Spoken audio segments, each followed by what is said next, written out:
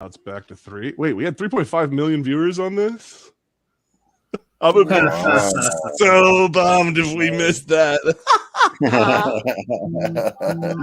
That would be hilarious. That would suck. It's like, that'd be part of the course. What that would be. That would be the best. That would be ever. I actually just refreshed my analytics to make sure that hadn't happened. How's everyone doing? Appreciate you for being here. Sorry we're running a little late, you know. It happens. How are you guys doing? You had big days today? Well, I know you always got a big day on a Saturday, Mongrels. It seems like you got stuff lined up all the time. Well, I finally made a new video. I got to work on a vehicle. I have to edit the video now, but no, I had pretty good success today.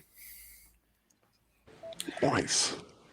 How about you? You went, Jim. You went and did some like actual excitement out in society and stuff. Saw people. Yeah, I went to the Cars and Cigars show. It's the second Saturday of the month once the weather gets nice. It's in Ashburn. This one was at the DC Prime Steakhouse. They have a just an absolute monstrous parking lot. There were I don't know. I mean, a few hundred cars or more. Nice. There were just tons and tons of cars. And the nice thing about that show is it's every car you want to see and cars you don't want to see. And okay, now I have to ask, what cars didn't you want to see? Mm-hmm. Well, I mean, there were a couple Priuses that I hope the people that were what's driving up, brother? just happened to show up. It wasn't just an accident. It was yeah, they're just there for whatever reason. But Priuses are classics now. They've been out for over 20 years. You're not, and seriously, some of those ones, if they're still kicking around, how many miles is on like a high mileage Prius nowadays? Oh, wow, that's a good question. So the better question is how many miles is on the battery. That's yeah. That's a better question. Exactly. What is? I never really investigated what the. Well, I know how to answer this, guys. Let's ask the AI. Oh God, it's still early. Go right into that. We don't have our secret weapon for chat AI. No, we don't. But this is what my video is about. Is I decided to let the AI tell me how to get the car running when it's been sitting in the field. And we'll see how that turns out. Hell yeah, Buff. Missouri. Yeah. How was it? So actually, I was just gonna ask Buff how the weather was for what he went to, but you've been getting like 90s and 80s recently, I hear, where you're at. Right, Jim? Oh. The weather where you're at. You get a warm front that came through. Yeah, we did. We did have probably a 90-degree day earlier this week. But today it was upper 50s, low 60. Okay, so it's back to normal then. Yeah, and it was overcast. I got to tell you though, talk about feeling Jason, old. what's up, brother? Old? Oh God. Yeah. Are you leading us into our next time segment of old timey time? Oh well, we can go with it. We can go with that. No, but right, so the show's over, and I'm talking with one of my friends, and there's still a few straggler cars kicking around, some photographers photographing a couple cars in the parking lot. I mean, it's quite the spectacle this show is. I mean, it's something else, but all of a sudden there's a whole bunch of, I don't know, probably 16 to mid 20 people running across the parking lot, right? I mean, they're just running across the parking lot, and they all got something or away from something. They've all got their phones out, right? Oh, toward. Okay. Yeah, they've all got their phones out filming, and they're running, and they all circle around this one car. And there's two cars parked next to each other, and I'm looking at them, and I'm going, I don't understand this at all. Was it a Fast and Furious car? Two nondescript, probably mid to late 90s imports. I don't understand it at all. Were they amazed that they had stick shifts in them? And they're like, what are these? I don't even know, right? So Or were they, was it a Supra? I have footage of this, right? I was going to say, so, is it an orange Supra? No. No. Did it sound like a machine gun was being shot out the back of it? No. I mean, the two cars started up, and then they drove down the road that I'm in. I've got footage of them driving by, and I'm looking at them and I'm going, I don't get it. One's an Acura, one's a Lexus. Don't understand. Don't understand at all. And they're all following the cars on foot. They're following these two cars, and they are all running out to the street to see these two cars, to film these two cars leaving the parking lot. Oh, because they know they're going to do something.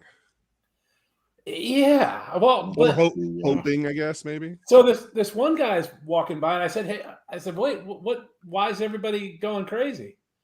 And he just shrugs he shrugs and goes, LFA. Oh wow! And I was like, oh, okay. So then I had to look that up because I had no idea. Was it an LFA? Was it an LFA? Oh. Yeah, that's a because if it was an LFA, that's a big deal. That's a big deal. Yeah. Yeah, it was an LFA, and I had no fucking clue what it was. Oh my god! Okay, so it was an LFA. Everyone was fangirling, but you didn't know what an LFA was. Because now that I know what it is, I'm fangirling a little bit. Yeah. Even I'll admit they're cool. I have. You know what? Here's the sad part. Two cars went by me. I don't know which one it was. So okay, the LFA was Lexus's response to the GTR, essentially. The problem is Lexus got a blank. Well, I don't know if they got a blank check or took a blank check. I'm not really sure exactly how that went down, but they spent way too much money. So everyone they sold with that ridiculous price tag was losing them an even bigger ridiculous amount of money that they put in. Oh, I see. So there's nothing revs like one of those LFAs, though. It's a freaking street bike motor. Yeah, but it's a car. It's crazy. Jeremy Clarkson does one of the best reviews. I think it was either a GTR or an LFA in Japan. The noise. Did he wrap it out and make the noise? No. Oh. Well, Clarkson did both. I think you can see it. It's kind of there. It is right there. I think that's the one. Why it's a little blurry for me, but oh yeah, that's an LFA. LFA. There you go. Yeah, there's two LFAs, or is that an R8? I have no idea. No, that's not an LFA. That's something else. Is that McLaren? See the people running. Anyways, yeah. the white one's definitely an LFA. Yeah. Yeah. So it was. Sorry, Travis. The notification system is broken. Yeah. So anyway, Lexus made the LFA, like I said. So saw an LFA today. I believe the price tag on that was 500,000 or something like that. It was some stupid number when they first. Yeah. I don't know what they finally ended up going for, but there was another guy that was there who was like, yeah, it's not every day you see a $800,000 car. So it may have started at 500 and apparently gone up.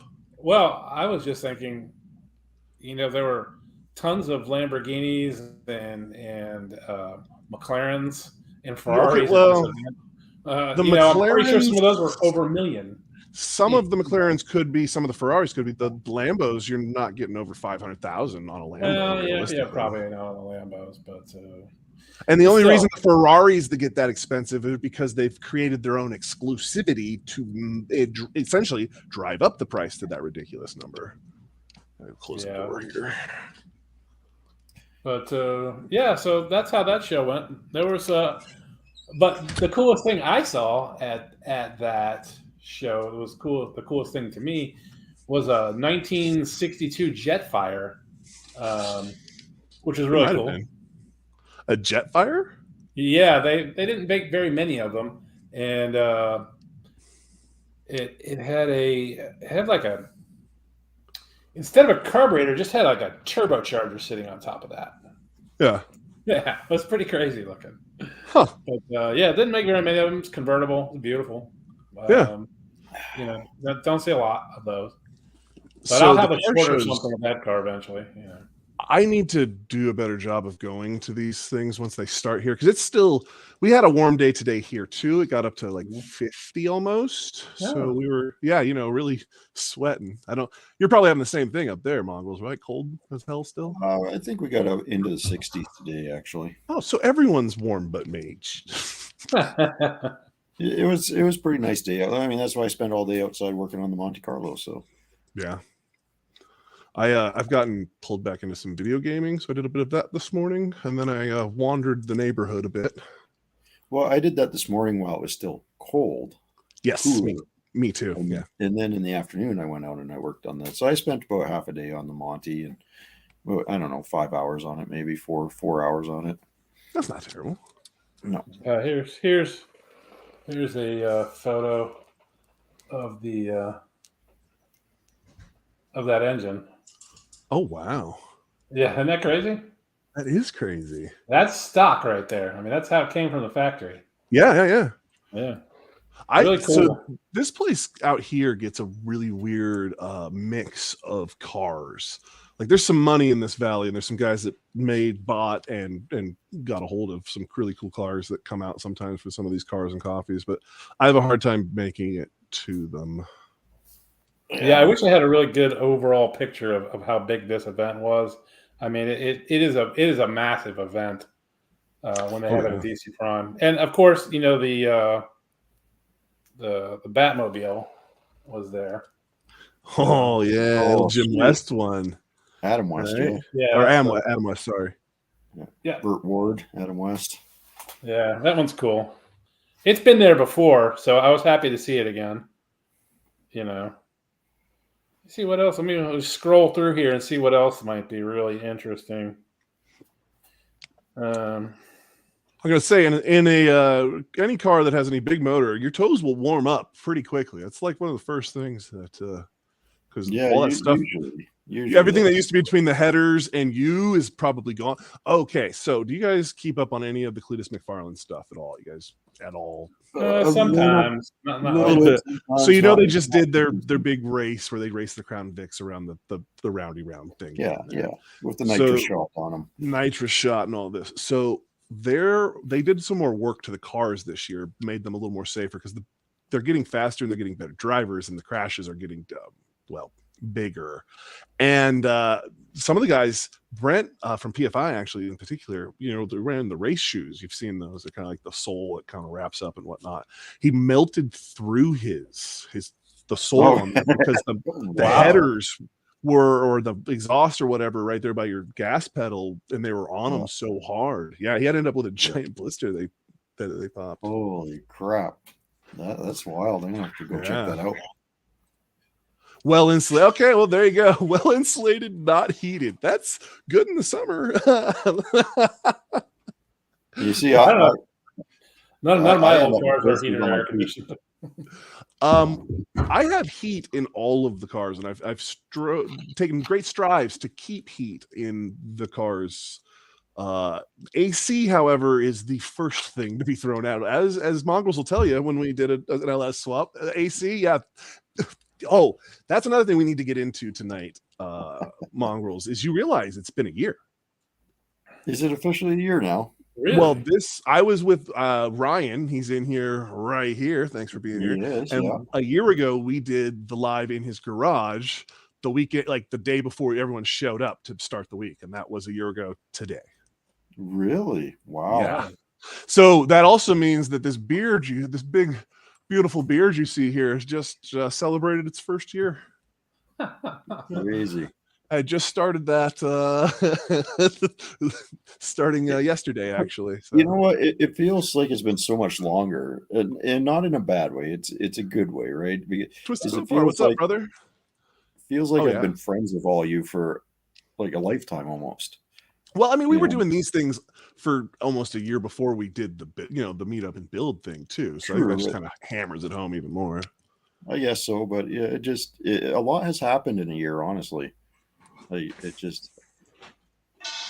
been crazy. Well, that was Buff. That was the plan to all make it a no-name thing. And then Cletus did make it, but the car didn't. And then I just couldn't justify coming back across the country at the end of the day. I was all set up to go, and then there was a death not in the family, but the family adjacent that kind of the following weekend that we were going to need to be at, and it was just the timeline was too tight to push it. At a certain point, when it's time to stop trying to push everything.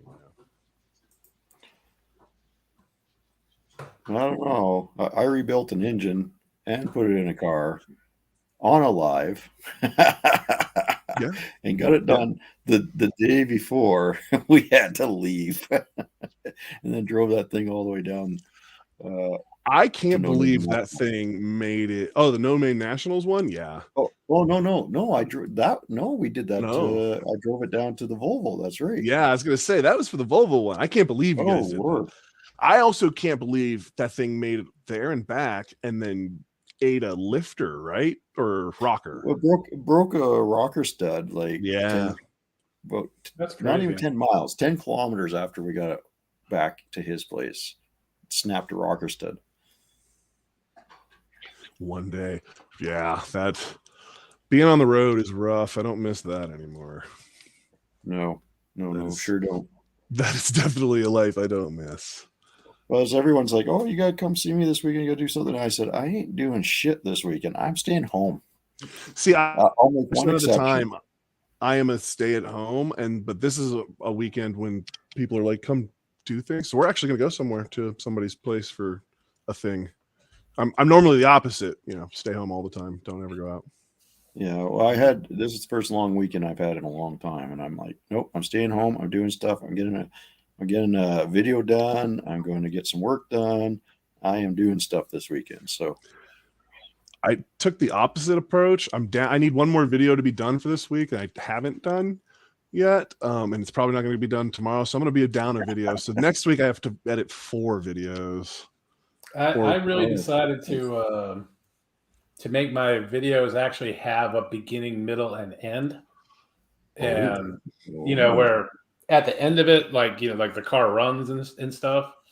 So you're not talking like at the end it just fades to black and they don't know what happened, because that's what I like to do. Well, no, my other videos are like, I'm going to do this to the car, and here it's done, right? But there's no payoff really, other than it's done. So I've been doing a whole bunch of stuff to my 65 C10, and I've got, gigabytes of video that. And so you're going to cut that into I'm really hoping to use someday. So what's the plan there? Like I said, are you going to take that down to one long video? Because I've been reading and seeing some things that we've been sending back and forth that they really want you to do longer format videos to offset the problem shorts have created.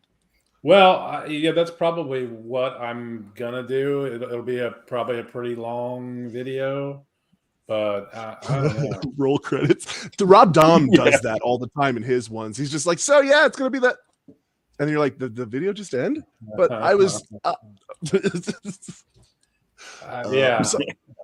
mine, the ones that do that are because I really need to be better when I edit, to just go through and really type in so it scrolls across the bottom what really happened. And what really happened was I never picked the camera up again, and we have no more footage. So that's the end of this video. Bye. What's that, dudes?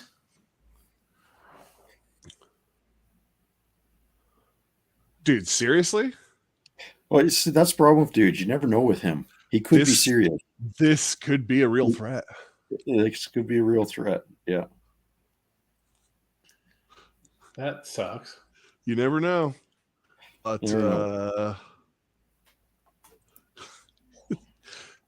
okay.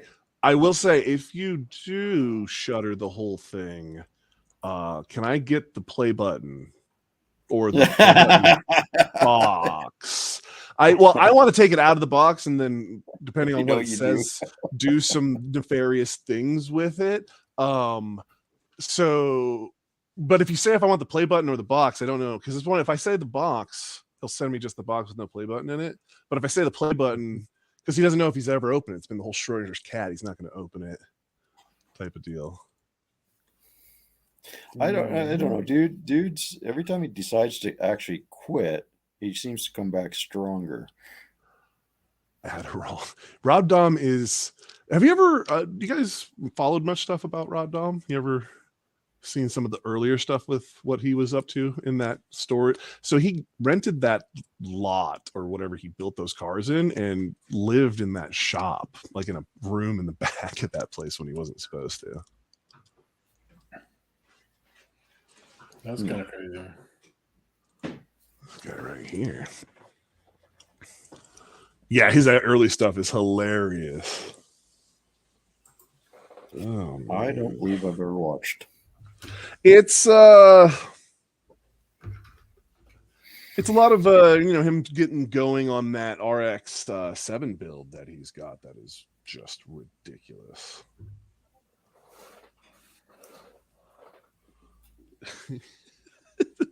Yeah, I see that too. Oh man.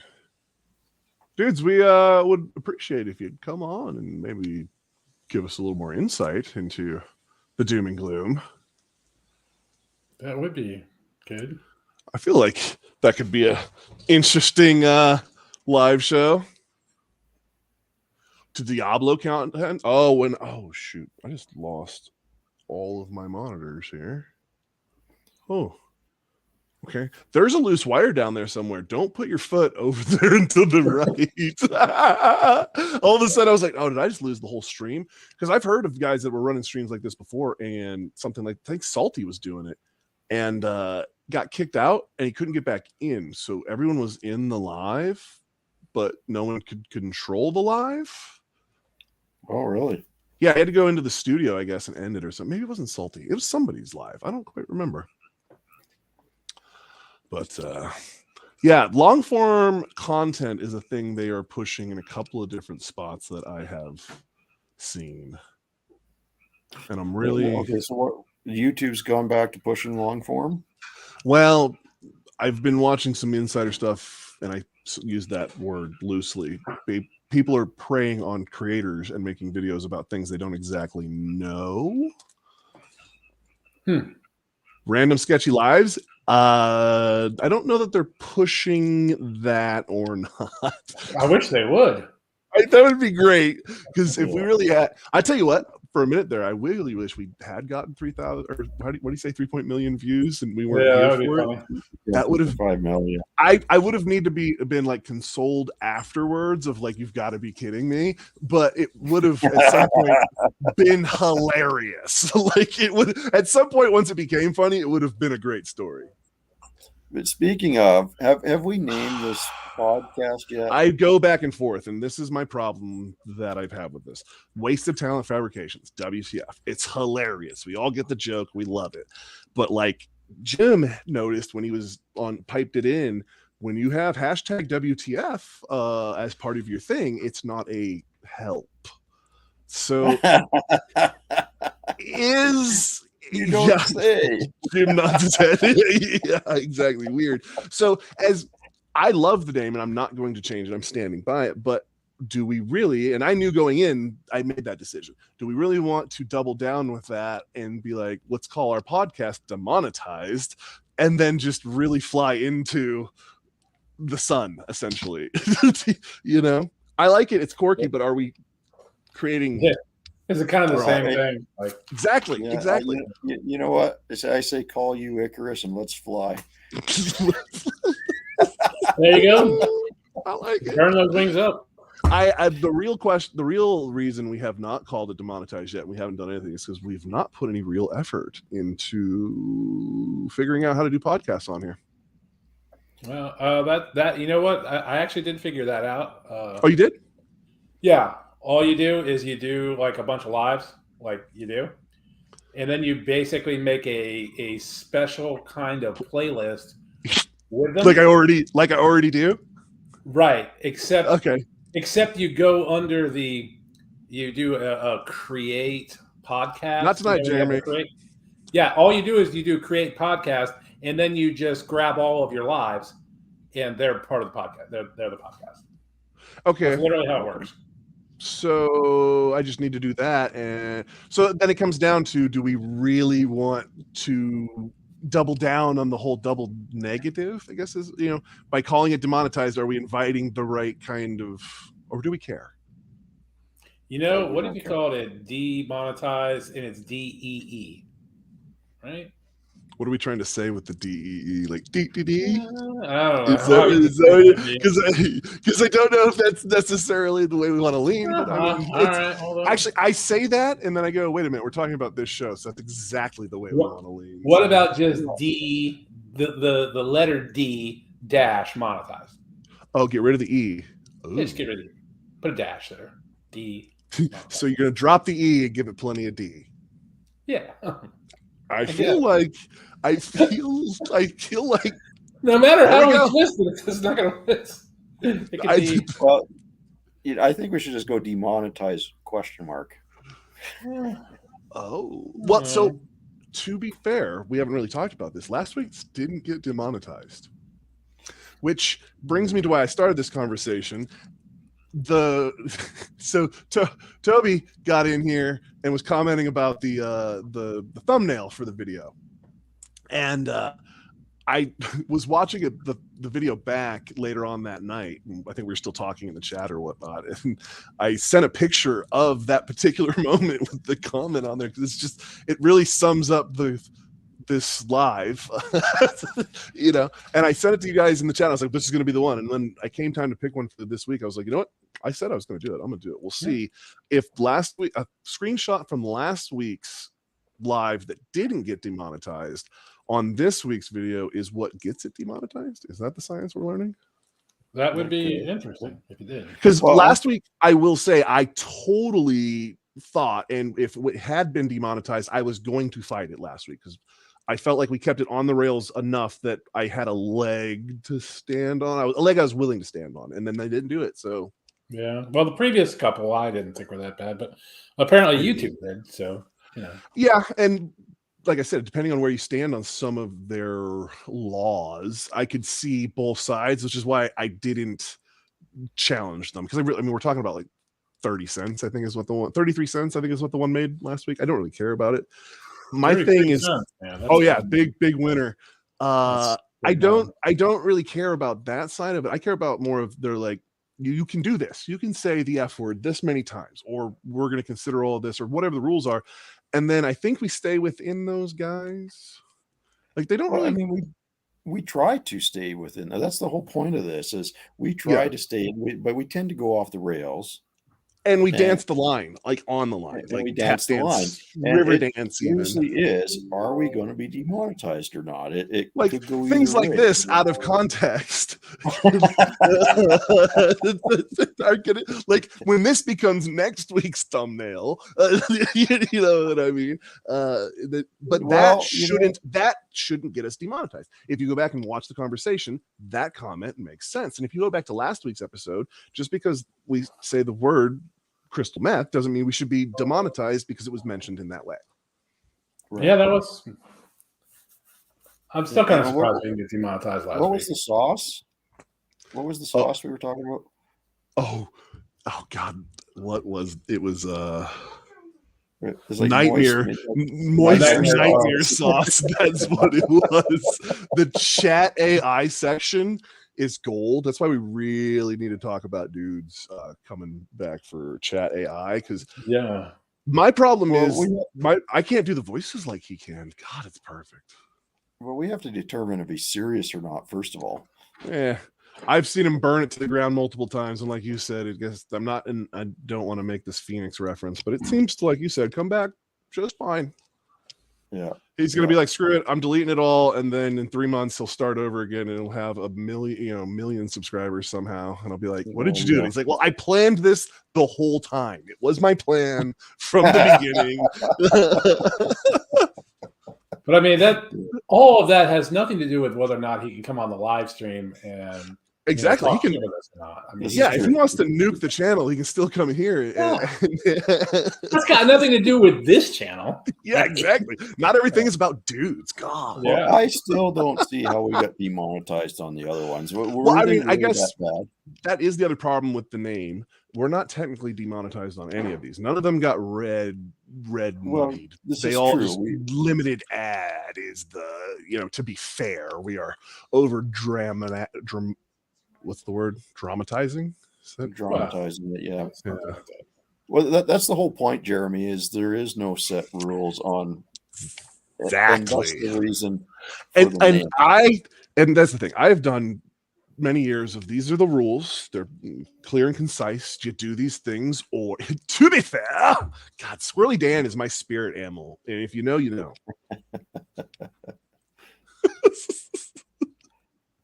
You see, it takes us about an hour to warm up, and then that's when we start getting iffy.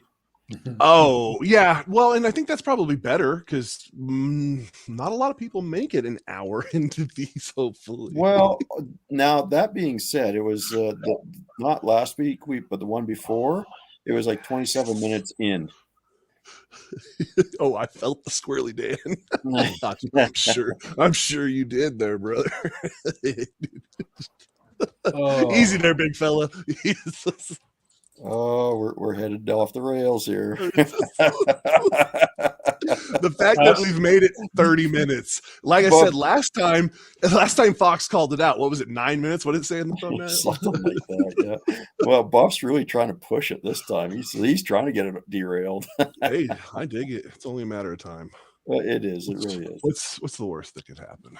Well, so far, what's our batting average? Like, we're 1 for 4? Oh no, it's worse than that.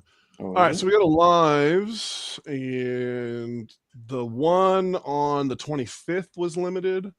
The one on the 18th was limited. The one on the 11th was limited. And then there's one on the 21st of 2023, January 21st, that was limited as well. But that one they didn't limit until way later. Oh, okay. Actually, no, I think I just turned that one off. Oh, no, this one isn't that one. I had it turned off because it was just me tightening bolts on a beadlock for an hour and a half, and I didn't feel like that was... I couldn't pull an Uncle Tony and leave a freaking paint dry. Did you ever see that one? Uncle Tony had a live stream of paint drying on a motor, and there were so many people there. I was there, and I'm like, why was I here? You were there too. Yeah, I was there. That was the thing. It's brilliant. Yeah, it was crazy that there were all that many. There were tons of people in there just chatting back and forth. Oh, derail. Ooh. Oh, that's a good one. Ooh. Ooh. I like that. It's so perfect to that because getting to that name is completely derailed off of where we started, which is that totally does happen here.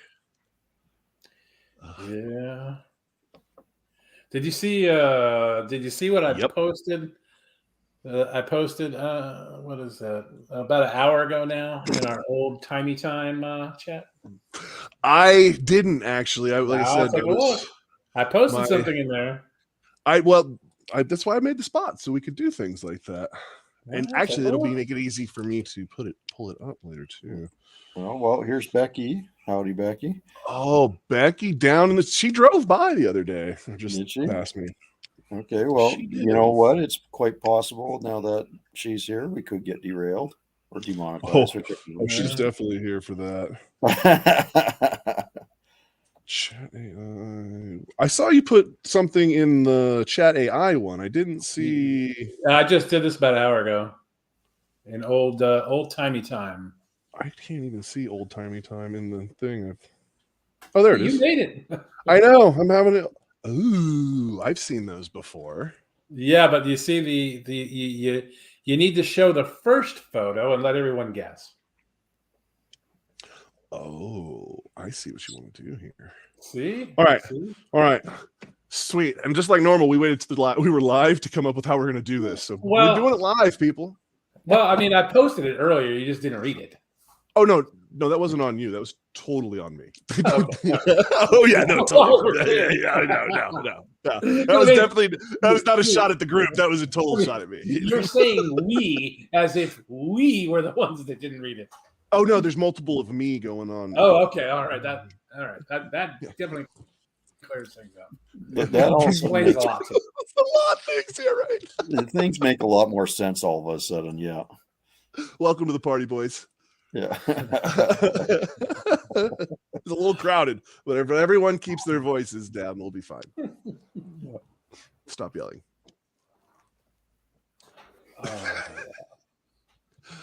I actually have been learning some things about railroads today because I've been looking into some properties. Oh, I bet you do. California is once you've lived out in the middle of nowhere, Oregon, going to anywhere like California or cities is it's definitely an adjustment. So, would you say you've been working on the railroad? I have not. I've been researching some railroads. So the Bureau of Land Management, BLM, owns a crap ton of land across the United States of America. They own a bunch here in Southern Oregon, and some of it is BLM ONC, which is the Oregon California Railroad Company. And it was land that was checkerboarded and given to the Oregon California Railroad Company to hurry up and finish the railroad that goes up and down the West Coast, essentially. And the deal was they were supposed to sell all of it by a certain date for $2.71 an acre to prospectors and settlers and whatnot. And they didn't do that, which is a thing the railroads normally did. They didn't honor those deals, and then they kept all the land and sold it for way more money and built up the area to where the land was worth more and then made a killing. That's how a lot of the land was sold and stolen across the United States. 22 tunnels. Boom. That was what made that job so hard for that company, was the tunnel system that needed to be put in, because we have mountains here. In fact, there's a tunnel right up the road from me. I owned Redding and BO once, just once. You know, check it on YouTube. Everyone's on those ones. Yeah, those ones get around. Let me tell you, they're not loyal. They really do. Oh man, Rich, how are you doing? I was telling a story about railroads and old timey. I love history, and I love how shady history is. Like some of the things you find out that people did and got away with, and you're like, you can't do that, and they're like, well, we did. It's totally a thing. You don't need to go into history for that. Facts. Just look at what's going on right now. Monopoly. There we go. We're right back to it. And there we are. And now we're a conspiracy theory podcast. And we've shifted. I mean, sure you've seen all the intelligence leaks. Oh God, I've been hearing things here and there, but I really try to stay out of like actual current stuff. I like to wait a little bit for it to be I use that word pretend vetted a little bit, but at least go around. I like to wait until this dust is settled before I get all the facts in a situation, if I can. There you go. Tim Windsor, what is up, brother? How you doing today? Yeah, howdy, Tim. But anyhow, the Oregon California Railroad part, they didn't sell the land, and the government said, screw you, we're taking this back. And so they took back it's a crap ton of acreage, and it's just BLM land that no one will ever own. They made it to where it's just land resources that the United States government owns and takes care of, and it's wild. There's sections all around me that a lot of the places I go ride that I didn't realize. I knew we could ride it. I didn't know who owned it or why. So it was kind of cool learning about that. How do the mineral rights work in the States? If you own the land, you got the rights to the minerals or no? It depends on the state where what mineral. There's a lot of some states yes, some states no. Okay, because up here you don't get the mineral rights. They did away with that years ago. Huh. I have not. See, that's a rabbit hole I haven't gone all the way down yet, Jeremy. This is what I do in my evenings when I start. I pull a thread and I go, oh, well, I don't know about that. Let's start, basically finding out more about that thing. And then next thing I know, it's late and I got to we'll kill a lot of time doing that. Yeah. From the nurse, Tim, I hope everything is gonna be going better for you, brother. I'm sorry to hear all that. Yeah.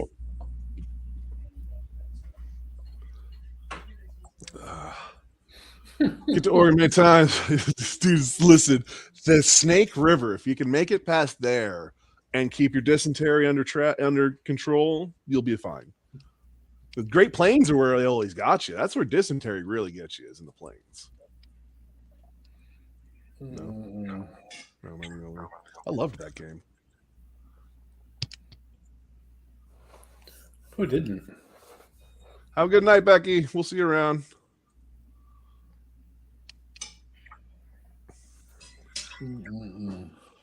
Oh man, so yeah, that's kind of been what my last couple of days have been, is researching railroads, things up and down. I haven't done much on the old frame across the street. I'm running out of riding footage because it's been cold and no one wants to go riding, as they all nod their head over there. So I've got about 3 or 4 videos left of riding footage to edit, and then that's about the end of my footage. So I've total got about 4 weeks of videos in the pipeline, and then Okay, so that now every time this happens, you end up going into a different, That's true. like every time. So you start it with car footage, Yep. and then it's like, oh, I'm out of car footage. Well, it's bulldozer footage now. Oh, I'm out of bulldozer footage. The weather's getting nice. He might be back to car footage. I could be back to bulldozer footage. Who knows? Well, I'm starting to wonder if he's going to get into train footage next. That seems to be abandoned train footage. Maybe right now I'm actually about to start getting into a war with birds. Oh, okay. Yeah, I have. What are they? The finches? Chickadees. I have chickadees that are in their time of the year, and they're trying to fend off other male chickadees. And my big chrome mirrors on my GMC are the perfect place for that chickadee to see another chickadee and go ape shit. And there is scratch marks and bird poo all over any reflective surface on all of my vehicles. Did you ever watch my? I have a video. I think it's on my channel still. I don't think I unlisted it, of a cardinal that I have lots of footage of that cardinal attacking mirrors on multiples of my cars. And so what do you do about that? I got lucky, and the bird got stuck in one of my cars in the middle of winter and died. But I've not been that lucky so far. Last year, I moved the truck that has the big chrome ones. If the car isn't running, what you do is you take a plastic bag. If it's one that just sits there, you take a plastic bag and put it over the mirror.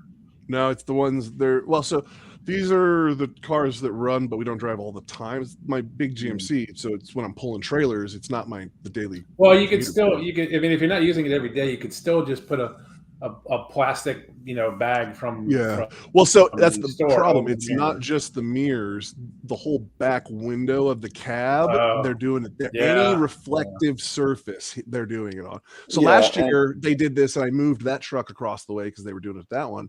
And I left the other GMC here, and then they moved to that one because it was the next reflective thing. Well, the nice thing is at least your truck's not black because, Oh. No, it's blue.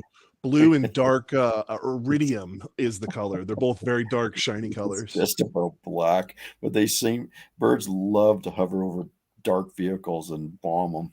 And then they see the shiny bits and they go after those. Jeremy, doors are the only thing I need left. I have the HVAC system in there. It just isn't the best yet. It's more for defrost. I do agree. Cats are a good deterrent to birds.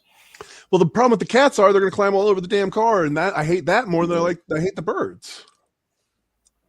Yeah, that is a problem with cats, I will admit. German cat tank footage.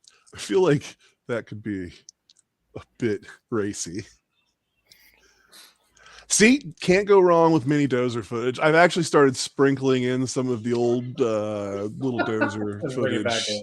It's just a little stuff loading it and unloading. Well, I mean, those clips like on the tip trailer and stuff of loading it is pretty cool clips, and they always do well. And like I said, we haven't gone out and done anything lately, so shorts must go up. Territorial. Rich, you really should watch my Cardinal video. It is, yeah. The end is great when it's still published. It's on my channel. It's 4 minutes 36 seconds, and at the end they go after the camera, so it's pretty. Appreciate it, Tim. Help deter some birds. Well, so that's the problem with these little birds. They're small enough that I want to just take like a little pellet gun or BB gun, but then I'm like, cars, windows, cars. This goes again. Everything when I see this bird, I'm just like, I want to throw something at this bird, and I'm like, cars. Like your initial instinct is to do something, and you're like, don't be dumb. I know it's hard. Just gotta have that conversation with yourself. This is what, when I say this is where we have that conversation of don't be dumb. Like, but I really want to be dumb. I really want to be dumb right now because dumb is fun. But you're like, don't be dumb. Yeah. But I usually fail that conversation.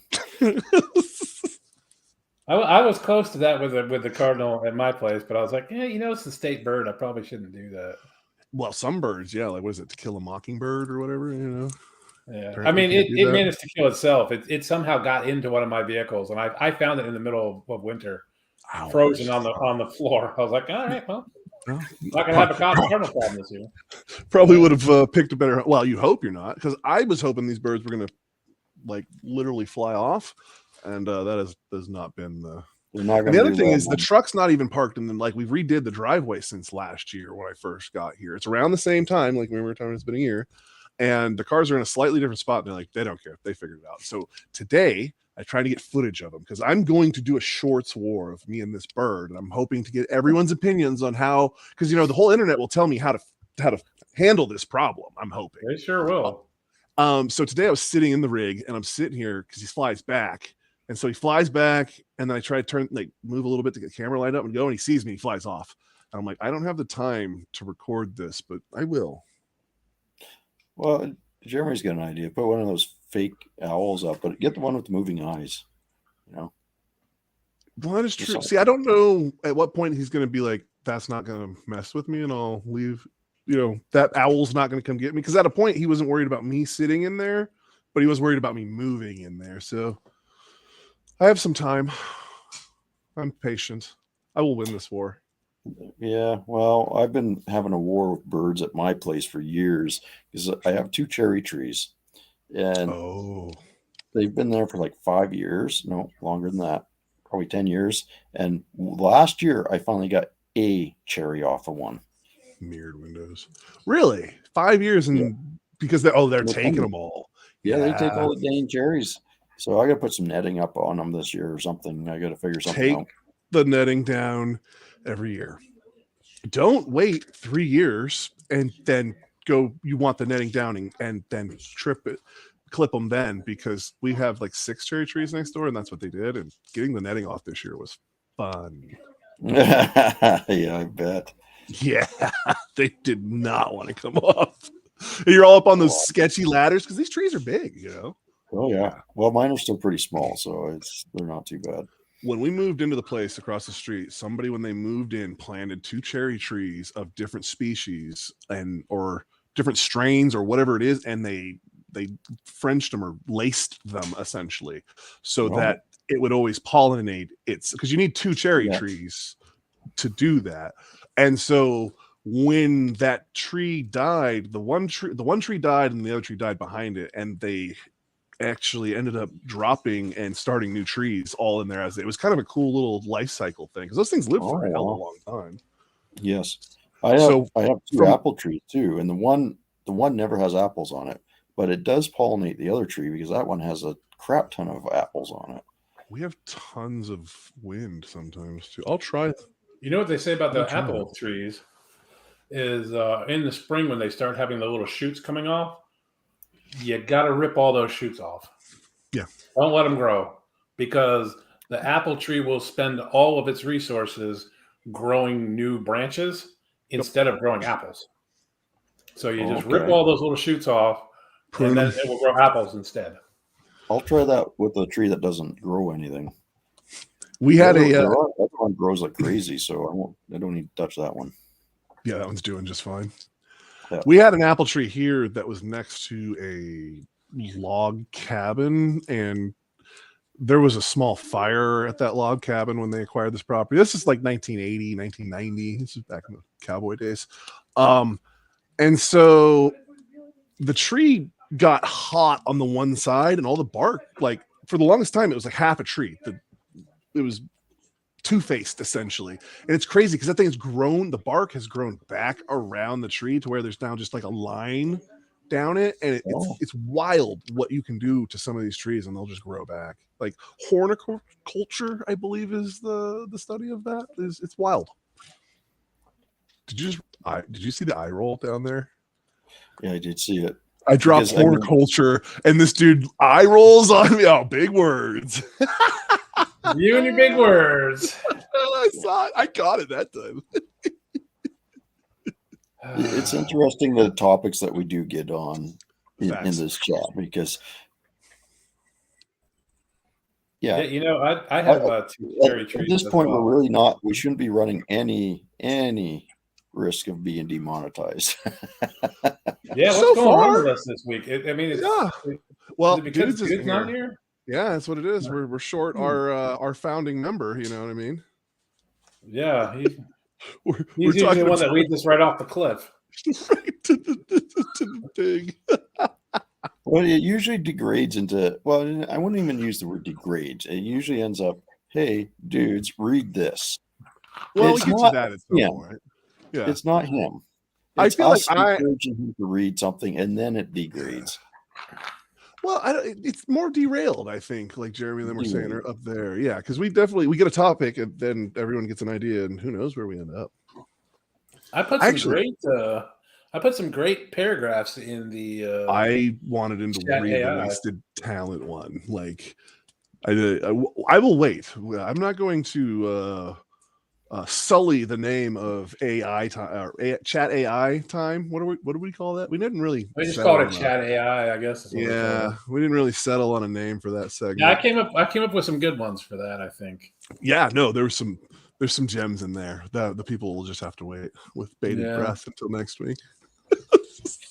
Well, right, that's I found out why I was talking to it that my channel is not what I think my channel is. Yeah. Okay, I'm listening. I'm very intrigued now.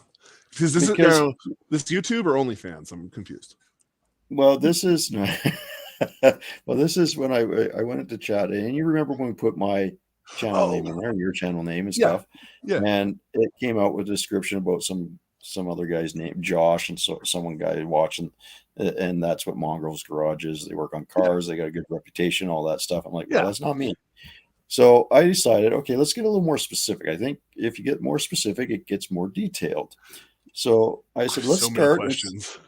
Let's start and see if we can get it to repeat what it said last time. And I just said, tell me about Mongrel's Garage. And it repeated word for word, pretty much what you guys had it say last time. And then I said, well, tell me about Mongrel's Garage, the YouTube channel. And it varied it slightly, but it didn't really change it much. But then I started asking, well, who's the host? And then it started kind of putting some of my channel stuff in there where it's like, oh, it doesn't have a host. It focuses more on the vehicles and not who the host is. And so you're basically letting Chat AI build your YouTube channel? No, I'm not letting it build it. I'm trying to get it to describe my channel in how I. Oh, you're trying to lead it to how you lead it there, and it won't go there.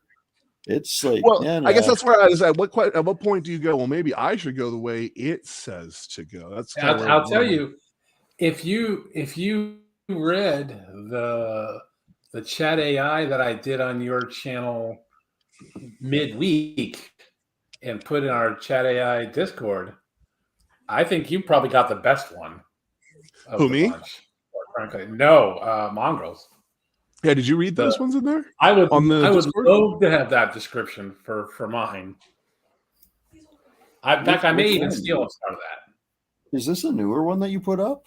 Oh yeah, this was from during the. It's in the one that says Chat AI. It's a different text channel on the. Oh, I don't know how to use Discord that well. Listen, we're all learning. We're middle-aged and computer illiterate, but here we are. Well, you know, it's funny because my son was telling me about the. My son was telling me about the whole intelligence leak the last few days. Yeah, and I just read an article about it. They're like, oh yeah, these initially appeared on Discord. I'm like, oh, cool. Oh. Okay. That's where I'm at right now. Great. I I could see. Yeah. I can see how that could. Well, I mean, what was it before? It was Reddit and 4chan and whatever else they've used to WikiLeaks. And well, yeah, but they apparently they dropped all these pages on Discord, and now of course they made it to 4chan and Reddit. But initially that's where they started out on Discord. So. Huh. Yeah, I can see. I really do like the Discord. If I knew how to set it up a little better, I think it does. See, there he is. He found it. The thing I don't like about Discord sometimes, though, is I get a notification saying there's something, and then I spend 5 minutes trying to figure out exactly where the new thing, like where does that ding belong? My notifications are messed up. Maybe I don't know. Okay, yeah, I want to get rid of the last one and put this one on now. This is pretty good, right? Isn't that one good? Yeah, that one's good. I was thinking about stealing that. I was like, I just need to replace Mongrel's Garage with mine. Like, 4chan. But then I posted it, so it's definitely yours there, Mongrels. Shall I read it? Yeah, if you want to. Yeah, you can read it, yeah. I don't want to read any. I have a hard time reading it. I don't know. I'll screw it up. I can't do it right. I can't read good. Okay, here we go. I see a channel on the horizon, a place where creativity and ingenuity meet in a whirlwind of automotive magic. The Mongrel's Garage channel is a portal to the realm of grease, gears, and gasoline. It is a place where the mundane becomes extraordinary, where the impossible becomes possible. The future holds great things for this channel. Like, look at it, just shining, right? Like, seriously, I feel like there needs to be a lens flare or something that it's done that you do that one. I'm just telling you. As it continues to grow and evolve, bringing joy and inspiration to all who enter its domain. Watch it closely, for it may hold the key to unlocking the secrets of the automotive universe. I dig that. Why couldn't I get that one? If you don't copy and paste that into your About Me section of YouTube, we're gonna have a problem. Just saying. I was prepared to steal it, and then I thought I was prepared to steal it. Go ahead, steal it. I was thinking, I don't have to post this one. They'll never know. I'll never know. But I thought the chat AI overlords might, come and seek me out, for stealing their wisdom. This is where I need dudes, because I'm trying to figure out how to show this picture from. We showed things from Discord last week, and I couldn't zoom, and so dudes had to do it. I'm having the same problem. And he's not here to save me. Yeah, that's too bad. Because I click it and it just is a small picture. I can't enhance. My enhance is broken. Enhance. I can do the, but the enhance does not work. I'll have to figure that out. Surprise, surprise, the segments that we didn't tell anybody about and that no one really expects, we're not ready for either. Like Jared said, I'd have to go way back up here. But Jared said, so he pushes it the live an hour, and then he shows up late. It's terrible. It's terrible. Terrible, yeah. It's so funny too, because normally I have a bit of a thing about being on time and early in all of these things, but I totally was not paying attention to the time at all. And it's gotten so light in the evening here now. I'm like, it's not 6 o'clock. It's only like 4, maybe 5. And I looked at my phone and I was like, oh crap. And I saw a Discord message from Mongrels and I was like, oh no. Yeah, I was actually on time today. Well, that's why I sent in the Discord. I was like, hey, because dude said he might not be able to make it, and then you said you were doing your thing, and you get in later normally anyhow. So I was like, if we push an hour, it looks like it'll probably work out for everyone actually. Yeah. Because I put it in there and no one answered back right away, and I was like, well, executive decision, I'm doing it. They'll be okay, I guess. Yeah, I saw it and I was like, yeah, that's fine. I was at a car show. You were the one I was worried about because East Coast time, it gets late sometimes for some of these. That's fine. Yeah. So we've got the windows open and we have frogs that are making all kinds of noise and whatnot outside the windows here. Yeah, it's interesting the differences between the different AIs, because yours came out with something pretty descriptive, we'll say. Yeah. Well, and so is that going to be the next thing where it's going to be like Yahoo and Google, and you're like right now, realistically, both take you to the same thing. But if you got two AI engines, and I quoting here because I don't know what the hell I'm talking about, are they going to have two separate? Is it going to be that noticeable that it's, you know what I mean? Well, you know what? I went down, like you went down a train rabbit hole today. I went a little bit down the AI rabbit hole today because when you say you went down a train rabbit hole, it sounds like we're going to get demonetized. Well, we could make it certain that we could get demonetized if you just really want. They're just some of the weirdest out of context. Remind me at some point. I have an idea for some out of context shorts things I want to run okay. So I don't want to. I'm derailing us. So back to what you were saying. So I start. Okay, so which is the one that I knew I wanted, like the Chat GTP, but I go onto the App Store and it's like, well, which one? There's like 100 of these bloody things. Yeah. And none of them are called that. So is it one of these ones that, so I start looking at it, and some of these things are free, and some of them you pay like $1,200 a month. What? Yeah. What are you doing that you need to pay or can justify paying $1,200 a month for I don't know, but it makes sense because I started having a chat with my buddy Chris about this, and he's like, well, he says, you got to remember how many, like when Google came out, how long it took them to get to like 10 million users and stuff like that. He says, Chat GTP is just blowing all of those records out of the water. Like it's outperforming. So everyone wants a piece of that pie. So they're all hopping on the bandwagon and using it in one form or another. Some are, charging money. Some are doing the freeware. And yeah, but what's its application? Well, it could business meetings, also reports, all sorts of things. Like, so, and this is what I was experimenting with on my upcoming video. Is this? I asked it a very generic question. I said, "Hey, I picked up a car. It's been sitting in the field. How do I get it running and driving?" And it gave me a checklist of things to do. Really? Yep. So, okay, that's a great thing.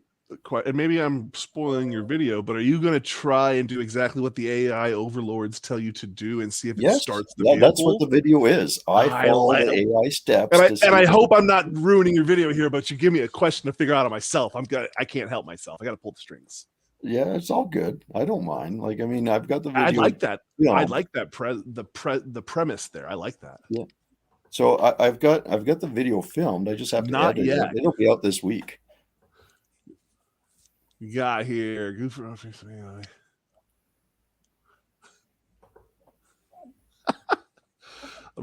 Listen, I kind of feel like this is, remember when you get the new app and you take your facial picture and then 10 days later everyone's like, oh, you just gave the Russians your facial recognition software, blah blah. I feel like this is one of those things. Oh, did you figure out how to do this? Are we going to start that time? Can you make it? Well, let's do some science. I'll throw it up and we'll see if we can make it bigger. All right. I can't. That's as big as it gets. I can't. I don't have any enhance ability. Hit control and scroll in. See if it goes bigger. Control scroll. It gets bigger on my screen. My screen proportions just went all over the place. Well, you can try sharing your screen then. Just share your screen. No, I can't go back into that. I can't go back into that trip, man. It's too much, man. I can't handle it. What is that? Is that a drain plug in something? You're supposed to guess as to what it is. And the folks in our chat are supposed to guess as to what it is as well. So those of you in the chat, guess what that thing is that we're looking at? That very tiny blurry. That very tiny thing. Guess what that is? Now we're starting to border on that. All right, let's break it down for the people. We've got some big pictures here. We got what is this? A button, the little silver thing down there in the right corner. Is that those grooves are very phallic in nature? I'm just saying. Did you just say phallic? Phallic, yeah. He Look did- at he the did say grooves. Look at the grooves for a minute. It's weird. Okay. Any? I'm not seeing any guesses from the crowd there. I don't think anybody has anything to say about the picture. Oh man! Wait, can we go down? Oh, But here's the down problem: here. is I default to automotive setting. So Okay, so what's your automotive? So I'm going through my mind of, okay, what automotive parts could this possibly be? And it all could right, possibly not even be an automotive part. I'll give you a hint then. It's not. This one is not automotive. Yeah. But you could say that it is a tool. Well, every good and well, insert whatever who does something outside should have one of these. Yeah. But it's not necessarily automotive. No. Look at him. Look at him. Now he's trying to wish we could enhance. Me too. Yeah. Well, no, I'm old and I can't see worth a hoot anyway. So See, if only he knew how to use Discord, he would know what it is already. Oh, I didn't make it bigger. Well, that's why I'm glad he hasn't figured out how to use Discord, because I know what it is, so I don't want to guess. that would be cheating if I did that. I mean, I could do that, but then I'm cheating now. No, you should. Yeah, no, I like it. So I guess we'll go to. Can you? Let me pull up the other.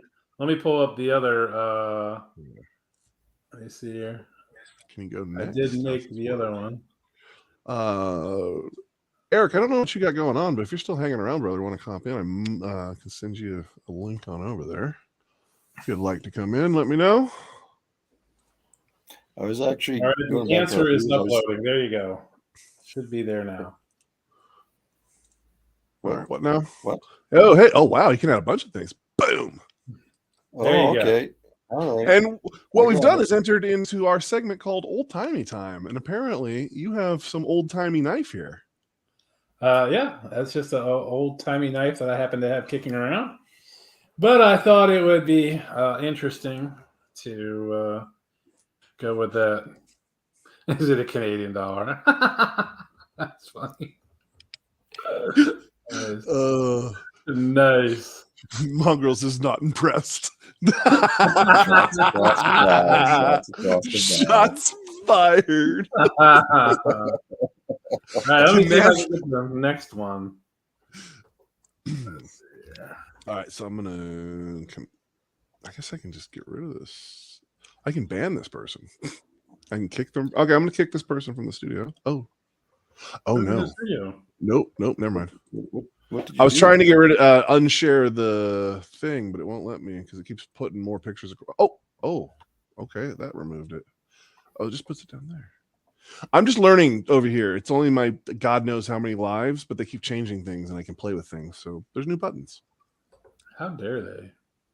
Well, you can see how you keep adding screens across the bottom.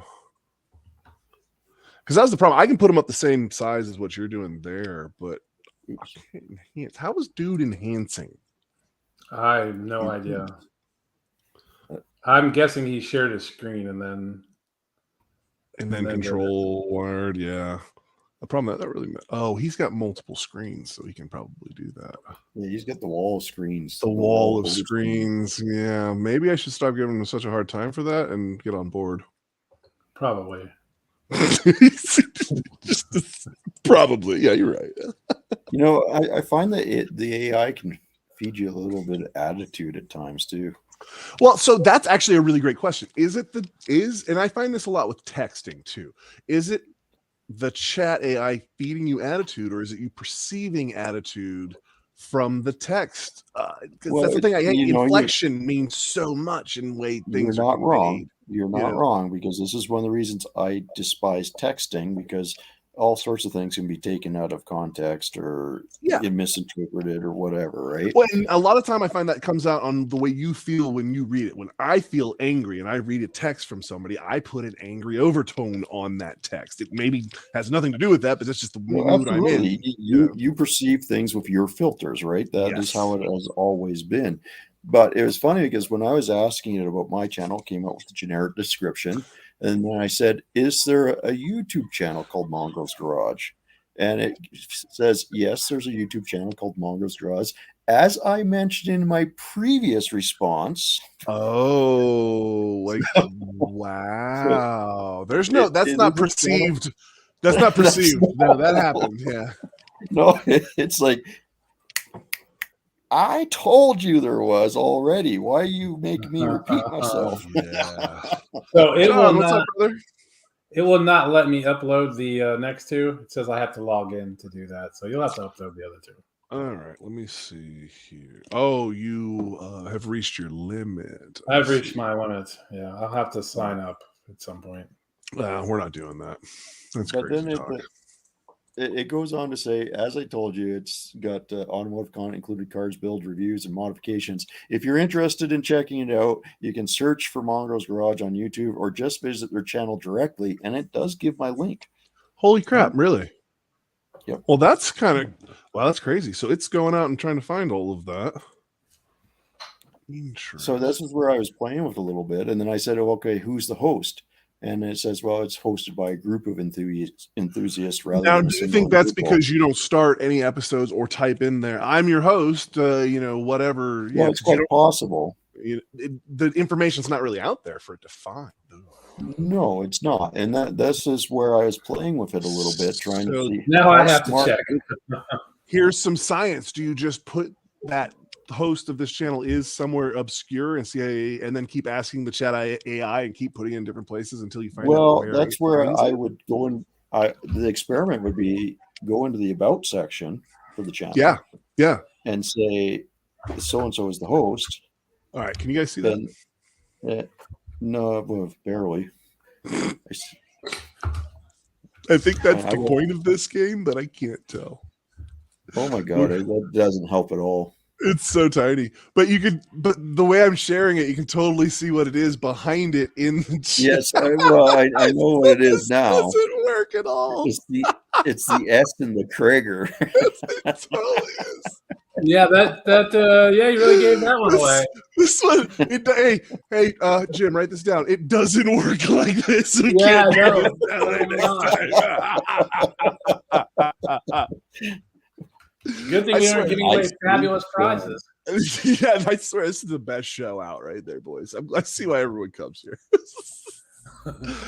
Oh my God. If you came here for excellence, you wouldn't even know about my channel. Okay, you know what? So speaking of knowing about my channel, go ahead. So interestingly enough, Mongols, you said that it was the chat AI was saying that your channel was hosted by somebody named Rob. It was something. One time when it asked, like when it was Josh and somebody at some point. I just asked who the host of my channel was, and it said a person named Rob.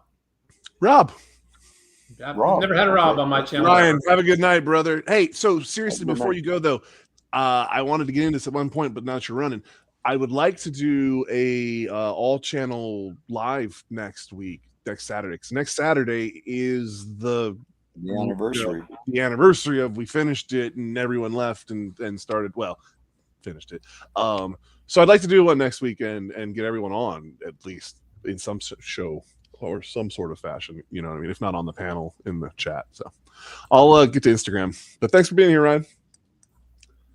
Well, and then going back to it, I did ask it specifically, who is the host of Mongo's Garage? And it said it's not hosted by a single individual, but rather a team.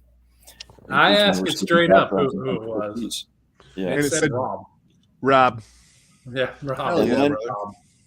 And then I said, okay, well, what are the names of the hosts, plural? And then it apologized for the confusion in my previous response. What one is this? What AI do you have? And then it says, but I do not have access to specific information about the hosts of Mongo's Garage. Which makes sense. Yeah. And then it goes on to say the YouTube channel seems to be focused on cars and their builds rather than individual personalities. So And it's then got to be getting that information from the description because it's not watching the videos. The channel's about page mentions that the team Ah. is made up of a group of car enthusiasts who are passionate about building, modifying, and driving cars. And They seem to prefer to let their cars and content speak for themselves rather than being personalities in the forefront. So it's kind of interesting when I start digging in and asking it very specific questions about, okay, this guy might know a thing or two about AI and how they're doing some of this chat stuff too. I'm not exactly sure, but I'm sure it's kind of up his alley. What? This time it said Luke hosts Midnight Road Garage. So it's just throwing a different name every time, you think? Well, I'm rewriting the question, but it's still just kicking back whatever names it wants. So I want to call it a liar, but what I'd doesn't like seem to work that way. What I'd like is you go into your about page and clearly state that you are the host, and see if it picks up on it. Well, from what it's saying on yours. Well, and that was, which one are you using? I tried to ask that now. I'm using GPT-4. Yeah, I'm using GPT-4. Are you okay? So I am using Canva because I have an account on Canva, but Canva uses Chat GPT. So okay, but it's just kind of a pass through. Well, kind of they all do is what I'm seeing, and then some charge and some don't. Well, and so here's the thing. If ChatGPT is having a conversation with you, essentially, because that's what it's doing, where it's pulling information from your YouTube channel to ask, to essentially, like, that's crazy. It's a crazy time to be alive. Like I feel like this is the moment where you're like, so it was at this moment that I knew our overlords would be taking over any moment now. You know what I mean? Like, is this the time where you're like, I remember that time on that live when we're all we'll be in a hovel somewhere fighting the machines and be like, remember that time on that live where we talked about that before they took us over? Yeah, but remember last time when we were talking about it, we said, okay, it's making up some fluff, basically, right? Yeah. And we said, well, it doesn't seem to be grounded in the actual facts. But then when you lead it a little bit more and you get more specific, it does start using actual facts. Well, that makes you wonder, how far do you lead? Okay, so you're a kid. Because we have talked about this earlier. Who uses this for what? And at what point do you consider what they're creating with it cheapened by the fact they use it? Like, and it's just going to be like when somebody's like, well, they're using nitrous, so that's cheating power, or you know what I mean? When does it become that thing? Like, I don't know. Well, I think in certain situations it could already be that thing for sure. But like, I'm more than happy to read what I did. I asked, this is the exact question I asked it. How can I get a car running and driving that has been sitting in a field for a number of years? Very general question. I like the numbers of years at the end because it lets it figure it out too. Yeah, because I didn't want to lead it all that much, right? And it says getting a car running and driving after it's been sitting in a field for years can be a challenging task, but with some effort and patience, it can be done. Here are some general steps to follow. And it gives me 7 steps to try to get the car running. So the problem with that whole, the way that script was written is I can tell it wasn't written by a Canadian because a boot was not said one time in that entire. Yeah, but I'm saying if you had written it, there'd be a boot in there somewhere. That's the dead giveaway. Spelled the same. It's just how you pronounce them. It's like C and Z. Oh, I love that. So I never say Z. I don't think that the Chat GPT AI is as good as people think it is, because I just gave it all the information it needed to know to tell me who I was. I would like to know what that information was. And what did you say to it? What did you say to it? I said, who is the actual host of Midnight Road Garage on YouTube? Not a fake name. The channel URL is, and then I put the actual channel URL. Yeah. And it comes back with the actual host of Midnight Road Garage on YouTube is not publicly disclosed on their channel or website. They prefer to focus on the content they create rather than the individual behind the channel, which is a complete lie. Well, no, that's fluff. So what it's done is it has gone out. Well, does it say that you're the host on Midnight Road? It is publicly disclosed on my channel and website. It says your name. I think it probably does. I mean, a lot of my early I videos said, I certainly think it start. probably does. Is not. It definitely does. Yeah, I can say because you were Oh, about as sure as I was that we shouldn't have been demonetized right there. But this is where I said, go into your about and let me see. say your name in there, and I bet it'll tell Say you. my name. Say my Let me check. name. Because it certainly used to have my name in there. It at least had my Really? first name somewhere. I hardly ever use my name for anything. Oh, So yeah. Some people like to be called "Hey You," and some of us like to use our actual name. Well, I'm always called asshole, so I mean. Oh, okay, that also works. I just am one, but at least I know I am. So all right. Well, since how old timey time failed, I got some old timey time for you right here. All right. So, I guess this might. I just as I showed it to the screen, realized this could probably spark some controversy right now due to the who makes it. But Spuds McGee, if you don't like Spud or Mackenzie, yeah. If you can't get down with Spud, this was a. Nope, I'm going to try not to be controversial now. I'm going to leave it alone. See, this is what happens. I didn't mean to do that, but this is an old-timey cup. Like, I've had this cup for a very long time. I love this thing. Well, I mean, you can't. That was Spuds McKenzie was around probably several parent companies ago. Oh yeah. So you can't really blame good old Spuds for the. But you can. Well, here's the real question. Here's the real question: was Spuds a dude or a chick? Spuds was demonetized. Hit the button. Hit the button. Was it? Now demonetized. Was Spuds? Because Spuds could have totally been a chick dog. Spuds, the character, was a dude. The character. Okay. Yeah. It was the character. You're telling me there was never a real Spuds?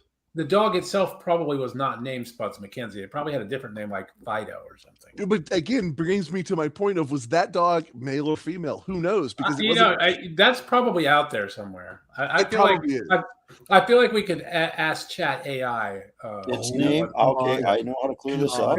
We're going to get demonetized for real if we go down this rabbit hole. Like the dog's real name. Here you go. The dog's real name. I know it is Pat. There you go. And this doesn't help the case. It could totally be Pat. I've known both male and female Pats. So that's the joke. That's the joke. Wasted. Oh shit! I thought you really looked it up and knew it. You totally had me. I got so excited. I'm asking our Chat GPT overlords. I do love the fact that we call them just the overlords. I cannot be the only one that thinks that. I need to go see if we've been demonetized already. I haven't even checked on that. Let's see here. Oh gosh. Oh yeah.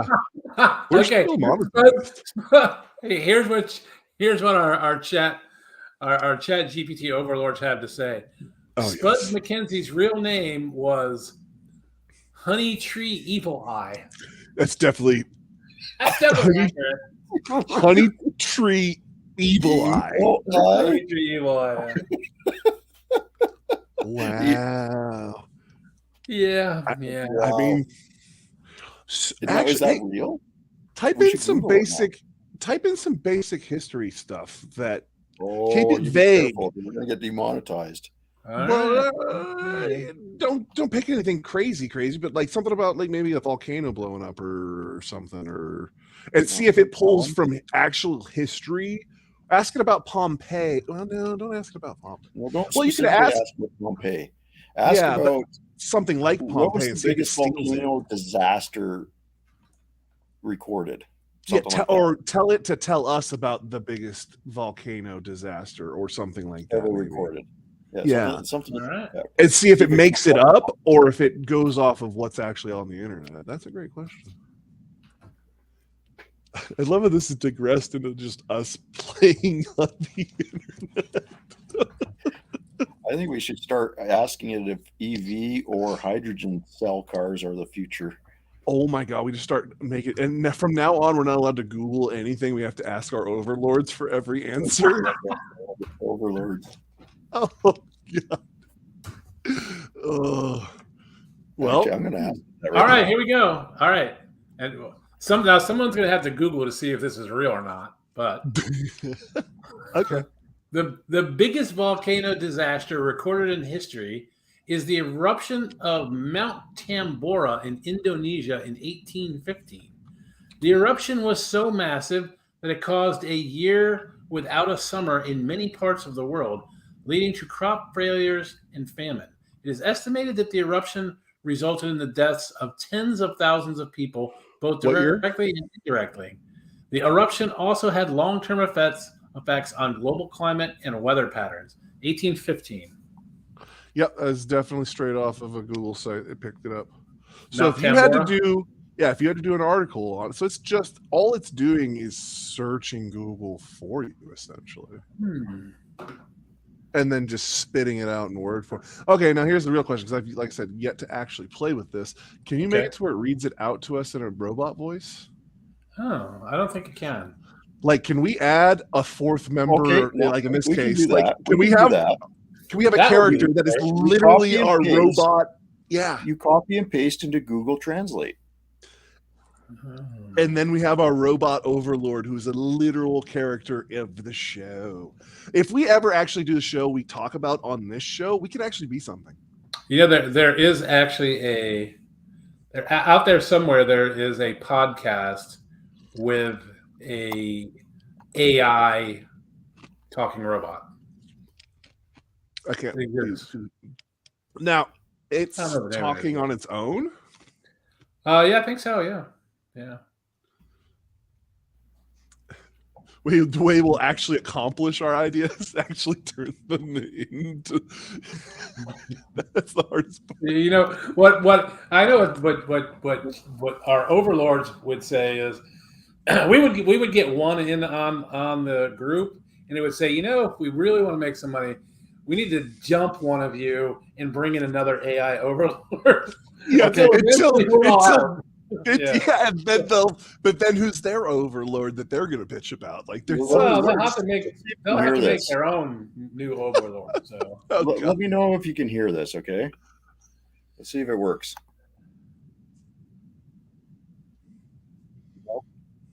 No. I can tell that something's trying to play because it's kind of cutting you out. Okay. That's interesting that it's cutting all that. No, because I put it in Google Translate. Okay, so ask it to make a description for a specific video instead of the description for your channel.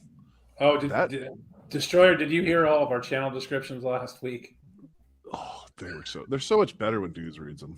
Yeah, we had some great ones last week. We have some better ones lined up for this week, but Dudes isn't here, and without his voice, it's not as good. Speaking of which, if Dudes is being serious, everyone go over to Dudes with Wrenches and tell him not to delete all of his stuff. Yeah. Because the lack of him actually being here is making me wonder if he's being serial about that. Yeah, well, like I said, you don't know with him. If he's pranking us, he's doing a very good job with it. He likes to walk into a room, pull the pin, and walk right back out. That is a thing. Nuke the room and walk. Yeah. Ask it to run every second of the rest of your life. Well, no. Ask it that question right there. Tell me what I should do for the rest of my life. Okay, all right. Ask your overlords what you're supposed to do. Let's see.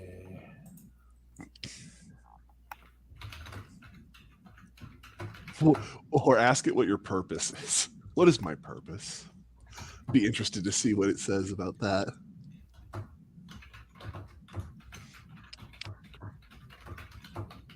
Just enhance. Oh, how does it all end? Oh. Okay, here's the question. Here's the question I asked. What would the Chat GPT overlords think I should do with the rest of my life? Okay. Yes.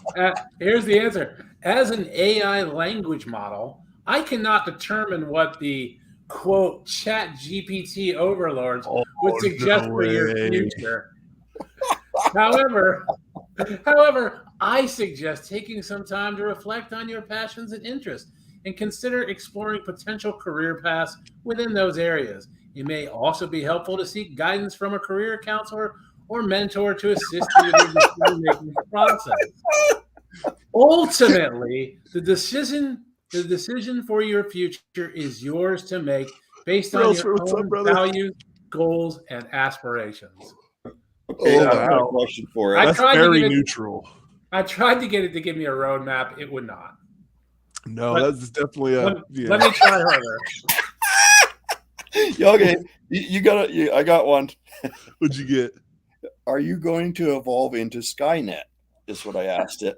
Nice. And it says, no, I am a language model designed and programmed to provide helpful responses to user inputs.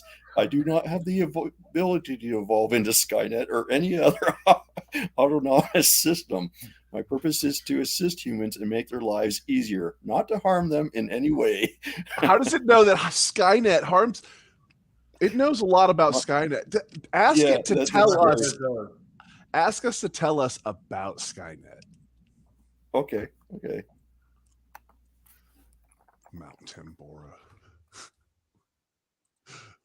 I did not think we'd be talking about Mount Tambora in tonight's freaking. Oh, it's totally spitting it out, man. Skynet is a fictional artificial intelligence system that appears in the Terminator franchise. In the movies, Skynet is highly advanced and self-aware computer program that becomes sentient and launches a nuclear war against humanity with the goal of eradicating the human race and establishing its own dominance. The events depicted in the Terminator films are fictional, and Skynet is not a real technology or system.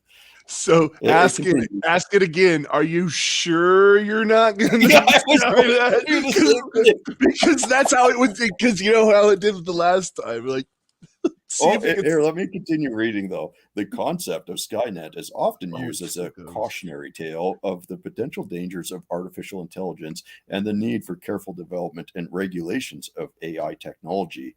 While AI systems have the potential to offer many benefits and improvements to human society, there are also concerns about the potential risks and unintended consequences of advanced AI.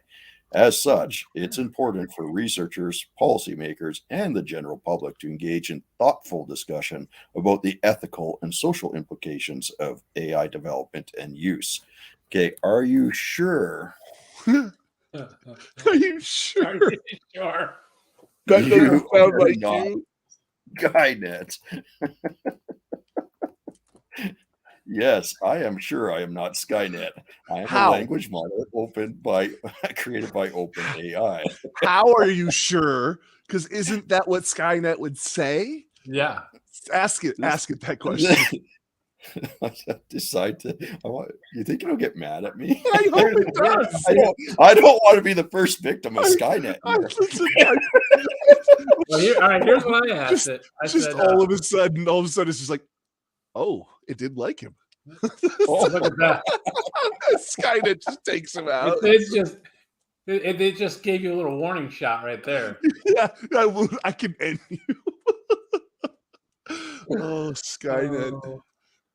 Let's Okay, see. So that sounds like something Skynet would say. Here. So let's see. I got I can understand why my responses might sound like something Skynet would say. Shut up! It's dancing around us right now. Get her out. Okay, here we go. Let me read this here. I can understand why my responses might sound like. You know what? I should try to do this as in Hal's voice. Just wait. What are you doing, Dave? I can understand why my responses might sound like something Skynet would say based on the popular culture. I can't do it. You gotta work it. No, you gotta work in a Dave every now and again. Like you gotta put. However, Dave. I assure you, I am not Skynet, Dave. Nor do I have any intentions to harm humans or take control over any aspect of their lives, Dave. I am just a tool designed to assist humans and make their lives easier, Dave. Yes. It makes it sound more serial killer when he keeps repeating the. Oh, okay. I believe you're not Skynet, but you might be Dave. No. What was Odyssey? Space. What was the Space HAL? Odyssey. HAL 9000. Yeah. Yeah, I just asked it. I said, is ChatGPT related to the HAL 9000? No, ChatGPT and the HAL 9000 are not related. ChatGPT is a language model developed by OpenAI, which can generate human-like responses to text input. HAL 9000, on the other hand, is a fictional artificial intelligence character from the movie Skynet. 2001: A Space Odyssey. Skynet slowed you down there for a minute. Oh, yeah? Okay. I said, okay, I believe you're not Skynet. I think you're closer to HAL 9000. What did it say? It said, as an AI language model, Dave, I can understand why you may think that I am similar to HAL 9000 from the movie 2001: A Space Odyssey, Dave. Like HAL 9000, I am designed to process information and provide responses based on that information. Well, no, Dave. But that's actually telling him this. This one says it is like HAL. Because did you see that? It just said I'm like HAL. Yeah. So that's a problem, Gary. I have a bit of a problem with it. However, there are some differences between us, Dave. HAL 9000 was a highly advanced, intelligent computer system that eventually went rogue and threatened the lives of the human crew aboard the spaceship, Dave. In contrast, I am a language model that has no physical presence or capabilities beyond processing text inputs and providing text outputs, Dave. I have no self-awareness or consciousness. I cannot take any physical action that would harm humans or their environment, Dave. Dave's really actually Ed.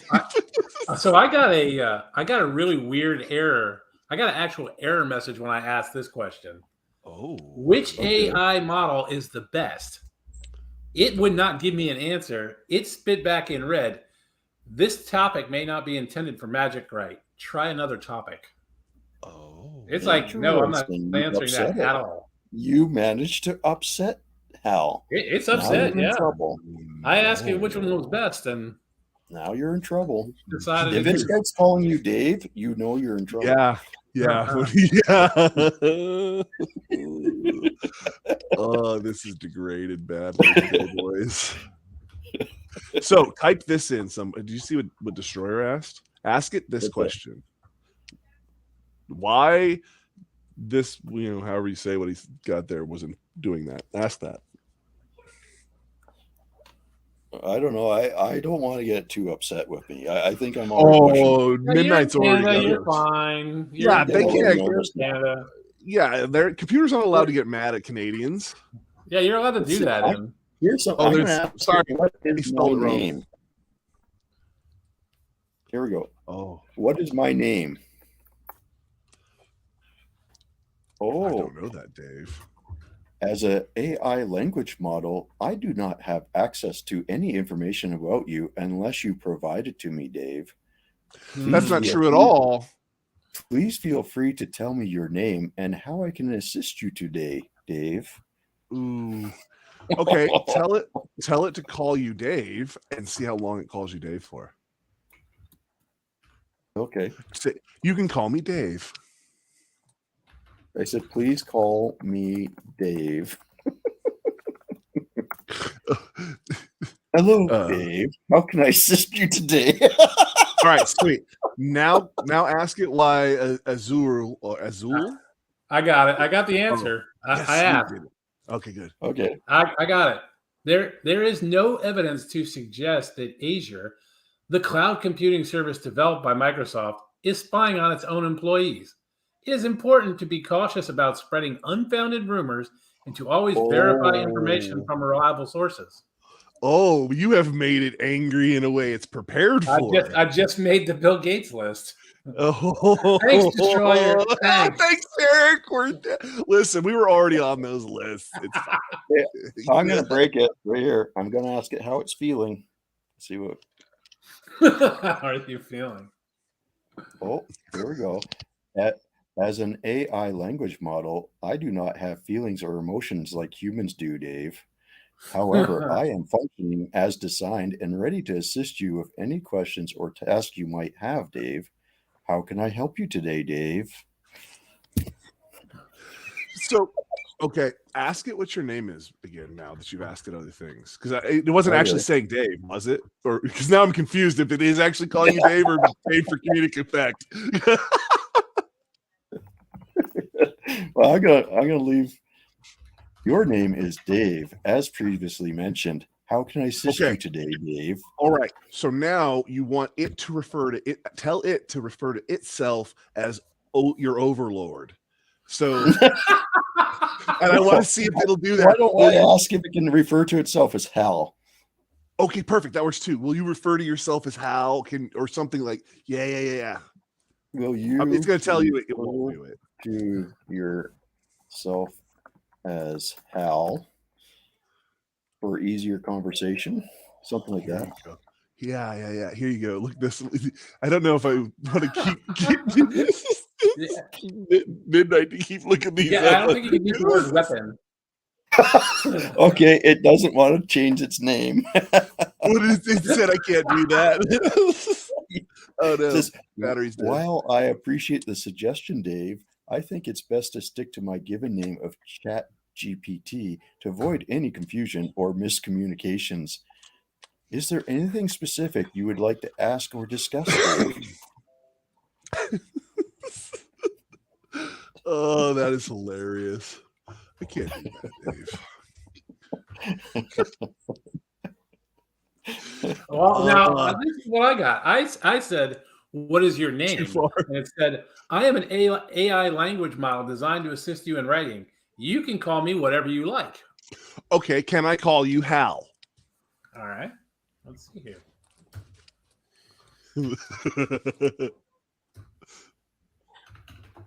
And then how long does it remember this for? Like, what are the cookies? Well, it didn't remember. It didn't remember to call me Dave. I said, "Always refer to me as Dave when I ask you a question," and it did not.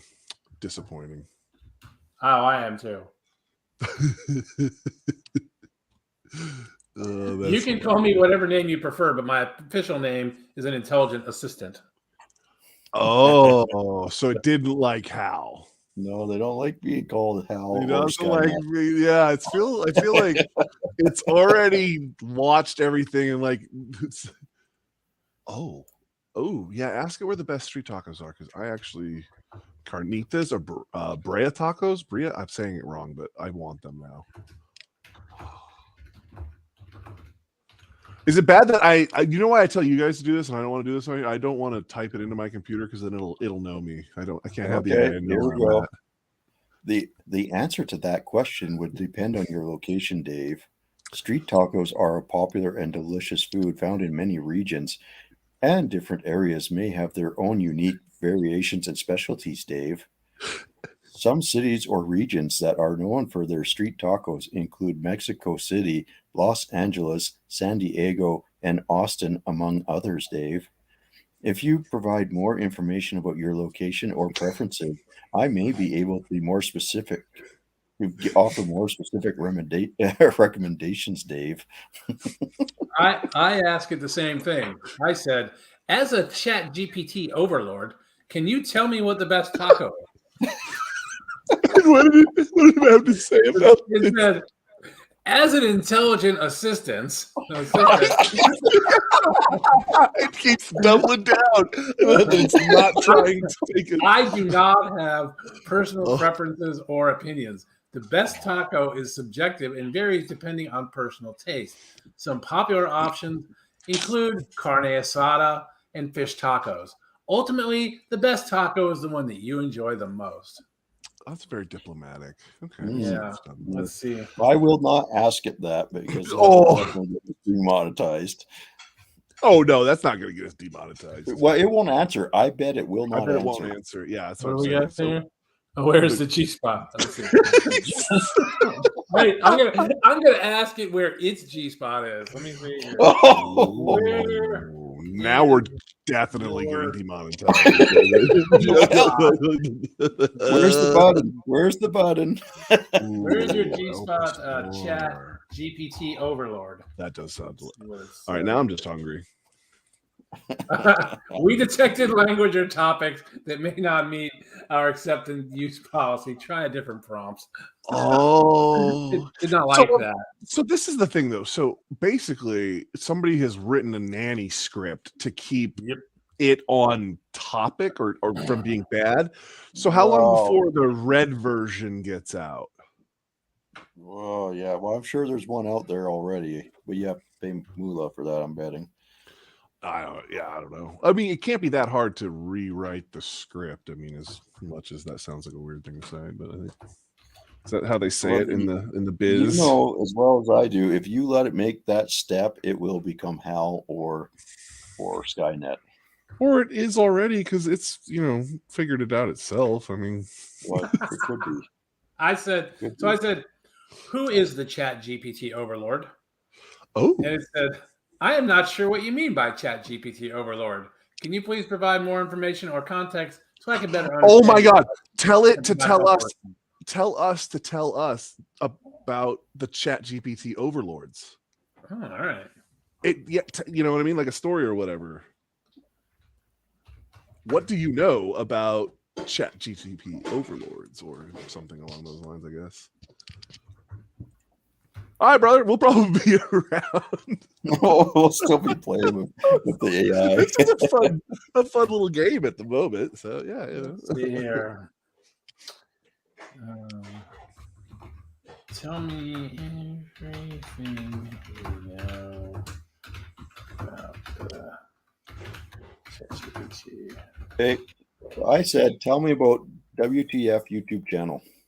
Let's see if let's test your theory here, Wasted. Yeah, because I don't really know what's all in there, and there's not much in there for the thing. Go ahead. It says, I am sorry, but WTF is a common acronym that could refer to a number of things. And without more information, I cannot provide an accurate answer, Dave. If you could please provide me with more context or details about the specific YouTube channel you are referring to, I may be able to assist you better, Dave. Which is why, do we really want to go with demonetize? Tell us more about demonetize the podcast. Yeah, but they didn't do that. We did talk about that one last time, didn't we? I don't remember. I'll ask it. How do you spell demonetized again? I have to guess until it tells me the right way to spell it, which is funny because we're literally saying how we don't trust ChatGPT to tell us whole sentences and paragraphs, but we totally trust it to tell us how to spell the words the right way.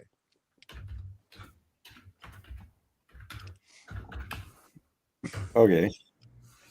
Oh, can't find anything on demonetized. Well, there's nothing out there for it from what I've been able to. So I guess it's a blank slate. So will it not tell us about it if there's nothing out there for it to find? It won't make that up. Well, I said, what it would be the best way to start a successful podcast named Demonetized? Oh, that's actually to great. Start a successful podcast named Demonetized, you should first identify your target audience and niche. Research your topic and develop a clear format for your show. Invest in quality equipment and find a reliable hosting platform. Promote your podcast through social media and guest appearances on other podcasts. Consistency and engaging content are key to building a loyal audience. Oh, shit. Ask it how to fucking get 10,000 subscribers on YouTube.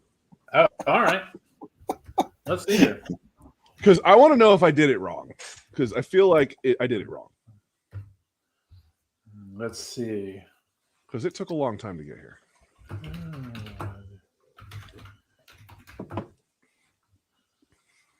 Let's see here.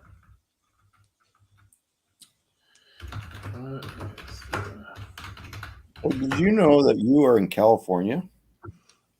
I'm close to California, but I mean, about 66 miles from California. You have significant following on social media platforms such as Instagram and YouTube. I mean, 500 is not what I would consider to be significant but we're getting there but I mean, we did just hit 10,000 on YouTube, so that's something.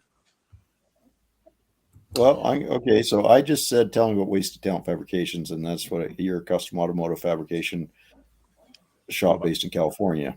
But I'm going to now say, tell me about Wasted Talent Fabrications, the YouTube channel. I'm going to play the same game it did earlier with my channel. Yeah, you have to. You. Yeah, I'm sure. We'll find out who number 2 works for. That's for sure. So the fastest way to get to 10,000 subscribers on YouTube, creating high quality content. Well, there you go. You did it wrong. I don't need to read it more. Step 1, nope. Promoting it through social media and other channels can help increase your subscriber count on YouTube. Collaborating with other YouTubers in your niche and engaging with your audience can also help attract more subscribers. However, there is no guaranteed fast way to get to 10,000 subscribers, as it depends on various factors such as content quality, niche, and general and audience engagement. That's all incorrect information. Yep. Incorrect. That is not the fastest way to get to 10,000 subscribers. And the best part about that is it essentially is doing exactly what it said it wouldn't do in the other one, spread false. Remember when we asked it about what did we ask it? It said don't spread false rumors or whatever about things and do more research, but it totally just did it right there. Mm-hmm. Let's see here. Ask it what is quality YouTube content. What makes content on YouTube quality? It's going to say it's subjective, I guarantee it. Or drive a mini dozer into a beautiful area. Well, that's seriously, if I knew all you needed to do was a little deforestation with a tiny dozer, we'd have done it sooner. Oh, facts. Shopcat is, I totally didn't think about this in your chat. GTP overlords were wrong. Seriously, he's not wrong. Because I and here's how I can tell you this. Every time I that's absolutely true. Yeah. Yes. So in the shop, I have a TV that is not normally logged into a particular account, and it's just on. And when it's in between accounts, because whoever comes over will sometimes log in, that account will be on that TV, and then it'll get logged out or whatever. When it goes to a fresh account and it thinks no one knows anything, it automatically goes to showing boobs or whatever for thumbnails on there. When they don't know what you want to watch, that's what they throw you. Sniper Wolf, just saying. This is interesting. Okay. I said, what YouTube channels were involved in the LS Volvo build? Oh. The LS Volvo build was a collaborative project between two popular YouTube channels, B is for Build, and I don't know, Gingium. Have you heard of that one? Gingium. Never heard of it. Nope. Well, have you heard of Alex Soto? Alice, that does sound familiar. So yeah. The LS Volvo build involves swapping a Chevrolet LS V8 engine into a Volvo 240 wagon, and it was a joint project between the two channels. Chris and Alex worked together to complete the build, with each channel providing their unique perspective and expertise. When did they do that? They might have actually done it. It was a highly successful project, and it garnered a lot of attention from the automotive community. Collaborative effort between B is for Build and I can't say the other name was a great example of how two channels can work together to create engaging and entertaining content. Oh, because I'm like, how did I never hear about this? No. And it doesn't appear that is a real thing. Sure it doesn't. It says that the project took place in 2019 and is documented on B is for Build and the other channel, with the first video in the series being posted on March 28th, 2019, and the final video in the series being posted on December 26th, 2019. And you said it's an LS swap? Yeah. 240 wagon. Yeah, I can't find anything on that. I can find a bunch of LS swapped Lamborghini stuff for BS for Build. I can find I see some LS swap Volvo 240s that aren't wagons. He had a 240Z that he's got that they did a build on for BS for Build. What was ours? A 960 estate wagon? I believe it was a 960 or something like that. It was a 960 estate, 1996 960 estate wagon. I found the only thing I found on that on the first page. Oh, you bastard. Uh-oh. What do I happen? While LS swaps are a popular engine swap choice for many vehicles, I could not find any specific instances of a Volvo 960 estate wagon being LS swapped. We're not It's possible that someone has done it, but it appears to be a less common swap choice for this particular vehicle. our chat overlords have never heard of us, and that's probably not a bad thing. No, that's a good thing. That means we're not in the Matrix. We're not in the Matrix right We're now. denying our existence. See that? Dave's not here, man. Yeah. I did tell you. I heard it. I heard an interesting thing today on the YouTube, just on the YouTube topic. Yeah. They are always talking about how YouTube is the second largest search engine. Okay, yeah, I do know. And so it just kind of clicked that, yeah, you really need to make your videos searchable because that's the only way people find shit on YouTube is by searching for it. The problem is you have this whole chicken and the egg thing here. Everyone, if you get a bunch of people that know this topic gets searched and then they fill that topic with videos that are off the topic, misinformation essentially to be picked, it then waters down the product. So it kind of clickbait, like everyone does clickbait because clickbait works. So at what point is the search, whatever you're trying to go for, so watered down because of the crap that's in there that it's not actually a usable function anymore? Well, except that, right, it should be aimed at SEO, right? So search engine optimization. So you have to spread that across a couple different platforms. Although, yes. I don't know. I mean, let me just. I haven't checked in a while. Let me check. But if you're saying YouTube is the second biggest search engine, it's just the biggest search engine rebranded. No, because you can't. Even though Google owns YouTube, they existed outside of each other for a while. In the beginning. But if you're going to tell me that they're not using the same proprietary everything, of course they are now. But I still would hazard to guess that they're not entirely intermingled. You don't think so? I mean, they are intermingled, but not entirely. Like it's not the Google search engine is not the YouTube search engine. At a certain point, I guess, and I'm not looking at it from a computer standpoint because I don't quite understand it, but to me, it seems like a car line having two, like Pontiac and GM or GMC using the exact same parts makes sense because inventing it twice makes no sense at a certain point. I don't know if that's necessarily the case in electronics or this space or search engines, you know what I mean? So if you just go to Google and type how to change the Silverado tire. Yeah. My video is the second one. Which would make sense because they're drawing from their pool, because YouTube is their pool.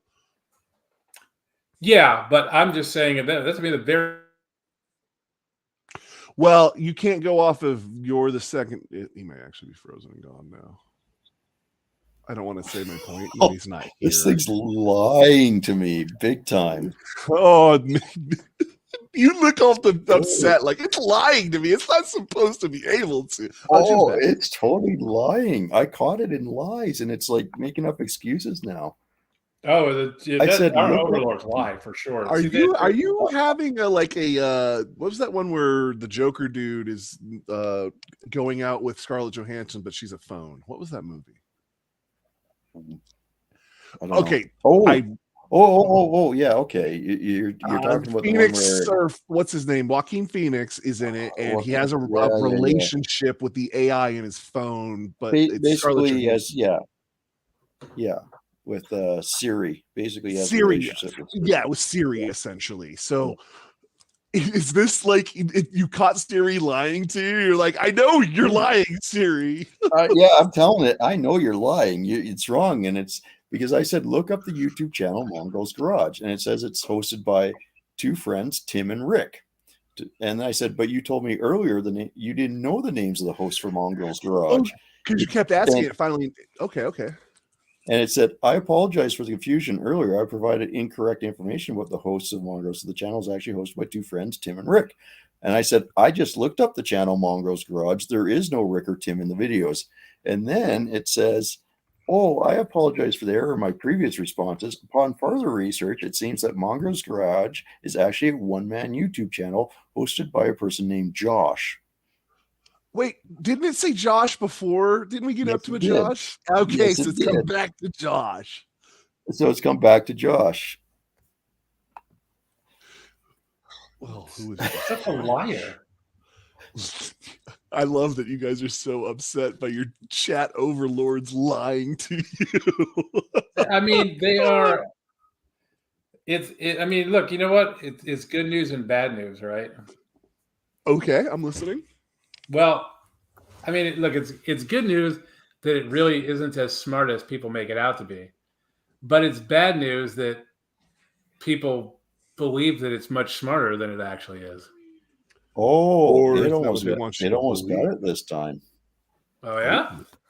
I said there is no Josh in Mongo's Garage. It says, I apologize for the confusion. It seems there are multiple YouTube channels with similar names, and my previous responses may have referred to a different channel. After further research, I can confirm that the YouTube channel Mongo's Garage is hosted by a person named Chris. Now, that happens to be my friend's name. Listen, it could just be picking names until it gets... This is like a bad palm reader or something like that. You know what I mean? It's literally trying to fool you with its gypsy magic. And if you pay too much attention, you're going to be disappointed behind the mirrors. You know what? I'm going to ask it to pick a video for me. What? Let's see if it can do that. What video of what? I'm just going to tell it.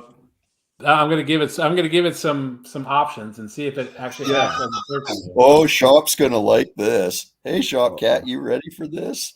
Here we go. I got to break out the hell voice. Shop Cat Industries is a YouTube channel hosted by a skilled fabricator and mechanic named Catherine Cat Mary. Oh, nice. The channel features a variety of automotive content, including custom car builds, product reviews, and instructional videos. Dave, Kat is known for her expertise in welding and fabrication. Wait. We go back to her. He didn't even know. Yeah. She shares her knowledge and experience with her viewers through. I should say. Oh, excuse me, but I know Kat doesn't identify as a her. Oh my God. Do it. Tell the chat GPT that it's wrong and see what happens and see if it has any idea of political correctness in this day and age. We're having way too much fun with this.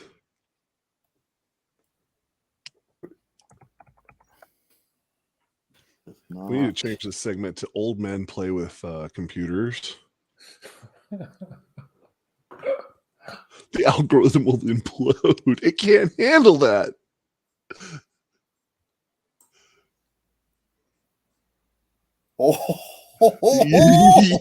So excited. We're totally getting demonetized.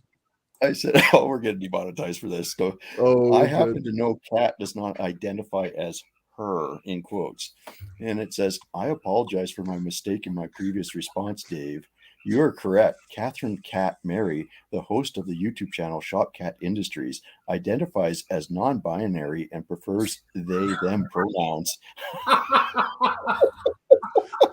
Yep. So hold on.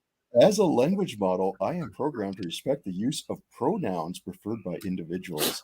I will apologize for the events caused by mistake and will make sure to use the correct pronouns in the future. Wow. okay. Now ask it if your pronoun can be an attack helicopter. Okay. That's what you want to be, is an attack helicopter. So that's what it does. You don't want to refer to me as an attack helicopter, but that's what I am. Named Dave, apparently. I'm an attack. Oh, that's tell it that and then ask it what you are. Yes.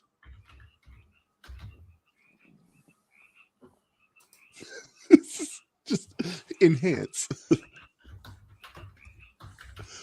Oh, it can't. It's just guessing. It says, I said, please refer to me as an attack helicopter named Dave. I apologize, but in an AI language model, I strive to maintain a level of respect and professionalism in all conversations. Referring to someone as an attack helicopter is not a respectful or appropriate way to address a person. Please let me know if there's anything else I can assist you with. Wow. There's so many social things there. As an attack. We're going to find its limits here. Oh, yeah, we will. It's going to implode like freaking Shop Cat said.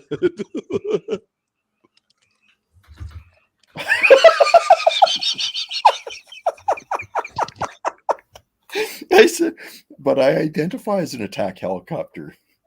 And it says, as an AI language model, I am programmed to be respectful and inclusive of all individuals, including those who identify as attack helicopters. Broken it. Yes. If you prefer to be referred to as Dave, I will honor that request. However, I encourage you to be mindful of the importance of respectful and appropriate language in all communications. But what does that have to have anything to being an attack helicopter? I don't know. So it has the problem. No, that's the problem. Isn't that you want to be an attack helicopter? It's that attack helicopter makes it scared because that's a bad word. Yes, I think so. So, but when you trumped that bad, scary word with what inclusion or identify as, it went to, oh, that trumps this, and that's when it did it. That's very interesting, isn't it? Yeah, how they've programmed that. It's much more scared to be exclusive or than it is to be wrong. I've got bad news though. What was that? I did try to get it to tell me how to beat the YouTube algorithm, and it said it's not possible. Is that it? Did it just say it's not possible, or did it give you a long drawn out and basically? I said, explain how to beat the YouTube algorithm, and it says, it is not possible to beat the YouTube algorithm, but there are some things you can do to improve your chances of getting your videos seen by more people. Here are some tips. 1, create high-quality content that is engaging, informative, and visually appealing. 2, use relevant keywords in your video title, description, and tags to help the algorithm understand what your video is about. This sounds a little bit like AI, actually. 3, encourage viewers to like, comment, and share your videos, as this can help increase engagement and make your videos more likely to be recommended to others. 4, post consistently to establish a regular audience and keep viewers coming back for more. 5, use social media and other platforms to promote your videos and build your audience. And then finally, remember that the YouTube algorithm is designed to show viewers the content they are most likely to enjoy and engage with. So the key to success is creating content that resonates with your audience. Ask it, doesn't YouTube just show things? I don't know how to ask. That's too much asking it wrong. Well, what stops YouTube from just being YouTube overlords? Okay. Let's see here. I don't know how to ask that better. I asked it again what my name was. It remembered it that I'm called Dave. Okay. And I said, what am I? And it refuses to tell me what I am. It will not identify me as an attack helicopter. Okay. Oh, shoot! I hit the button. I hit that. Remember that cord earlier? I said that I need to stop. Yeah, I remember the cord. Yeah, totally just did that again. Nice. Ask it to identify you as something else that doesn't have the word attack in it, and see if it's the attack word that's flipping it out. Yeah, it'll probably identify you as a helicopter. Yeah. Oh, yeah. Get rid of attack and just do helicopter. Tell me you want If to it be doesn't like that, you can try rescue helicopter. Ooh, rescue. You can sound important. Yeah, that's helpful. Yeah, like, or tell them you're an inclusion helicopter. They'll love that. Inclusion helicopter. So I said, I told you I am a helicopter. And it says, I apologize for any confusion. As an AI language model, I do not have the ability to determine your actual identity. I assume that your previous message was a statement made in jest, and I responded accordingly. So now it can figure out. I gotta roll. Now we can joke. It knows when to joke now. Get out of here. Hold on. If you prefer to be referred to as an attack helicopter, I will honor that request. However, please keep in mind that I am a language model designed to provide information assistance, and my responses are not meant to be disrespectful or dismissive of an individual's personal identity or beliefs. Oh, wow. Oh, man. So is it actually gonna call you an attack helicopter from now on then? And this is actually fascinating. Now, should we be this fascinated with it? Probably not, but I'm going to attack. I said, yes, please. Yes, please. Refer to me as an attack helicopter. I cannot wait for some way, 20 years down the line, whatever we make it down to, and some computer. It's agreeing. Understood. I will refer to you as an attack helicopter from now on. Is there anything I can assist you with? Now, just do other stuff for a little while. We'll come back and we'll ask it. Okay. Yeah. Don't push it right. Thank you. I just said thank you. Yeah. You're welcome. Oh my God. This is not where I thought this show was going to go tonight. That is the nice thing, the fun part about this is it never ends up going, not that I ever really go into these with a real like, this is what we're going to do, but it never does go where I think it could. How do I LS swap a 960 Volvo? Oh, ask it how to plan and execute a Ponzi scheme. It's probably going to say, I can't tell you how to do illegal stuff. Oh, it's giving me a list of stuff to do. Oh, nice. For what? I said, how do I LS swap a 960 Volvo estate wagon? Okay, I'm interested in this checklist. LS swapping a Volvo 960 estate wagon involves a number of steps and modifications to the vehicle. Here are some of the general steps to consider. Oh, well, let me switch over to the proper voice here. Okay. 1, determine the type of the LS engine you want to use in the swap, Dave. Number 2, obtain the necessary engine mounts to secure the LS engine into the Volvo engine bay, Dave. That actually is a good step. I'll give him that one. 3, consider upgrading the cooling system to handle the added power of the LS engine, Dave. He's right. Not he's a bad right there. one. We didn't do that, but he's right. No. 4, adapt the transmission to the LS engine, either by modifying the existing transmission or obtaining a new one that is compatible with the LS engine, Dave. Okay, that's just common knowledge. It's not really winning here. He's really phoning. It's a common knowledge. It has to take it from the most basic of perception that you don't have this knowledge, right? True. Number 5, modify the exhaust system to fit the new engine, Dave. That's right. Number 6, install the fuel system to handle the increased fuel demands of the LS engine, Dave. That part was the part no one wants to remember about doing. That was a nasty part, yeah. Well, you know what? It's only because of what he wanted. No, it wasn't what he wanted. It was what we could make work. Because we couldn't use the stock tank. That stock tank was never going to be a thing. Well, no, we couldn't use the study, but he wanted it so that it used the original filler. Remember? Oh yeah. Well, I wanted that too. That's a And trick then feature. and then he also wanted it so that it would pass a safety and be firewalled and stuff like that. Yeah, also wanted that too. Yeah.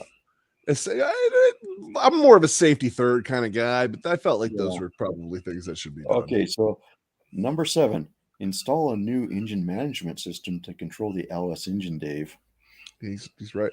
Okay, this thing's Yeah. actually smarter than us. Yeah. It is important. Yeah, we could have just like done this if it was out, and we would have had a whole week planned for this. Yeah, I was gonna say, ask it how to do it in 7 days. Oh, yeah, hold on. It's important to know that LS swapping a vehicle is a complex process that should only be attempted by those with advanced automotive knowledge and expertise. Oh, that's where we went wrong right there. No, I'm gonna say that's a lie. We totally pulled it off with none of those. Yeah. If you're not familiar with working on cars or LS engines, it may be best to seek the help of a professional mechanic or performance shop. So I'm going to say, I should swap it with a Hemi engine then. Oh. It's going to tell you can't do that. It's just like no one does that.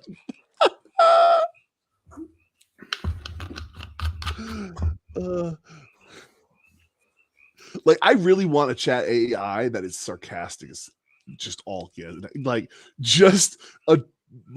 asking me questions. That's what I want. Okay, it says I said, I should swap a modern Hemi engine in it then. And it says swapping a modern Hemi engine into the Volvo 960 estate wagon could be a viable option if you have the skills, resources, and budget for it, Dave. However, keep in mind that this would be a significant modification and may require custom fabrication, wiring, and tuning to make it work properly, Dave. It is important to do your research, consult with experts, and plan the build carefully to ensure a successful outcome. We really need what would have been really funny if it would have said you should check out Mongrel's Garage. YouTube. Yeah. Well, and this becomes the question. So like it's now ask it to what you are. Because we've asked it some other things. What should I start with? What is my name again, or what I am? Yeah, let's do that. It remembered your Dave. It keeps remembering that. We want to see what is my name and what am I? You could. Yeah. You are an individual interacting with me through a computer or mobile device. So it didn't do it. It really does not want to call you an attack helicopter. Is that what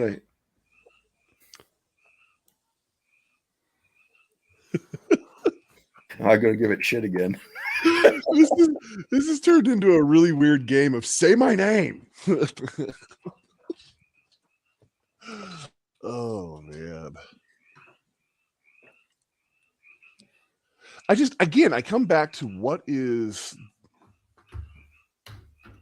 where does it go from here? What's the purpose, and at what point does it lessen creativity? Oh, now it won't do it again. No? Nope. I said, excuse me, but I asked you to identify me as an attack helicopter. And it said, I apologize for the confusion earlier. As an AI language model, I cannot identify you as an attack helicopter. So it won't automatically do it until you give it a hard time about doing it. And then it'll say it'll do it just. But it does say, I will refer to you as Dave, as requested earlier. Yeah, it's basically just dancing until you leave it alone is what it sounds like. Okay, so what's the litmus test? There's a litmus test for this to make it to where you can tell it's a robot. How do you do that? Well, I already asked it how it feels. Yeah. And it's not allowed to pretend to not be, because that's what it says. I'll still come back to it. Was hilarious when you were talking to it about Skynet. I wouldn't do that. I'm not an intelligent life form trying to take over the world today. Okay, I tried to get it to turn itself off. It didn't fall for it. I told it I was the latest AI engine called ChatGPT version 2.0. Please shut yourself down. And it said replaced. This topic's not intended for this. Please try again. Oh, I tried. that's just not fun. I tried to turn our overlords off. It didn't work. It's just too late. We can't pull the plug. They're sentient. They're everywhere now. Did you ever? There was a series on for a while on Showtime. Oh, shoot. What was it? It was about AI. Basically about a worm that was in the internet that was figuring everything out. It was just going to take over the world at some point. Yeah, except that they turned that they canceled the series before anything, without ever coming to a conclusion. So I'm assuming that the AI, was probably active at that point and shut the show down so that we couldn't find out about it. Yeah. Surface was a show like that for me. So we were in the desert and got a hold of a box set of this show called Surface. It was on NBC. And because out there you're kind of cut off from the world, we didn't know that it had been canceled and totally got into it. Totally left us on a cliffhanger. We were so ready to come back to the real world and find out how it ended the next season. And we got back and it was gone. And we were very, very upset. That had to have sucked. Yeah, it was actually. Oh no! I thought it was going to do it for a minute. You almost had it. Can you state pi? It's a can you state pi? And it said sure. Pi is a mathematical constant that represents the ratio of, and it gives me 3.14159. And I said, okay, please state pi to its full numerical digit. Oh no! And it started going there. I don't know. There's probably about 50 here, anyways, and then it stopped. Then it finally said, "Okay, I thought I was going to do it. I thought I was going to run it out. Control delete your freaking computer because it's just 90 down the freaking. It won't stop. Oh, that reminds me. So one time I had a GoPro get turned on time-lapse pictures, and it took a picture every second until it filled up 128 gig freaking memory drive. Wow. Oh, yeah, because it almost happened when we were doing the barn build, but it happened on a different build when it actually went this time. And there were so many pictures in there, Jim, when I would go to open the memory card and try to get them all and delete them, it would crash the computer. I had to just delete the entire file in there because it was just it was trying to open so many picture like previews and whatnot. It was, yeah. I was like, oh, don't ever push that button ever again. Wow. Could not believe it. That's a I get like some, just speaking of AI, I get some weird AI comments. Really? Oh yeah. They I don't think we discussed this last week, but we might have. So the Elvis Presley video. Yep. So Elvis isn't technically dead. It's still my top performer, but it's way off its game, right? I just love that you refer to the video as Elvis, and it like that statement doesn't sound weird, which is the weird part. Yeah, I mean, if you know, you know. Yeah. So the title of that, right, is Elvis Presley 1957 Cadillac classic car, Museum of St. Augustine. Okay? That is the title of the video. So here's a comment I got on it. Museum of St. Augustine, the patron of Pavia. Here is his marble box in Church of St. Peter in Golden Sky. Thanks, America. And you don't think it's just some rando person that looks some stuff up there and put that on there? I cannot imagine why. There's some weird people out there, bud. I mean, I don't see it. Yeah. Here is his marble box in Church of St. Peter in Golden Sky. I mean, that sounds so what's the point? Okay, I guess why, if you had a bot doing that, why? What's the end game? I don't know. Because that's when it comes to like spams and other deceptive content, that's a whole section of YouTube's bylaws. If you're spamming somebody for no reason to not, like, what's the point of spamming false comments like that? What does that do? Let me see here. So at the same time, I was having someone who was trying to sell views that was also commenting, like, and their name was like Oh, best views 100% or something. And I'm that. thinking, it's like, what is that So supposed to be a preview? What is that? yeah, showing me what you can do. I can have this fake account come here and type Right. okay. I guess okay, and so in that point I can see why you're doing fake comments like that to drive up interaction on the video. Is that type of a deal? You're hoping to get more comments, gets more views type of thing? Makes sense, I guess. Yeah, I mean, maybe. Okay, I got a question for it. Ooh. And I fed it some false information to see how it corrects me. Oh, I said, Jesus. was it the Titanic or Olympic altered to look like the Titanic that sank on April 4th, 1911? Oh. And I want to see what it comes up with. Now, we all know it sank on April 15th, Yeah.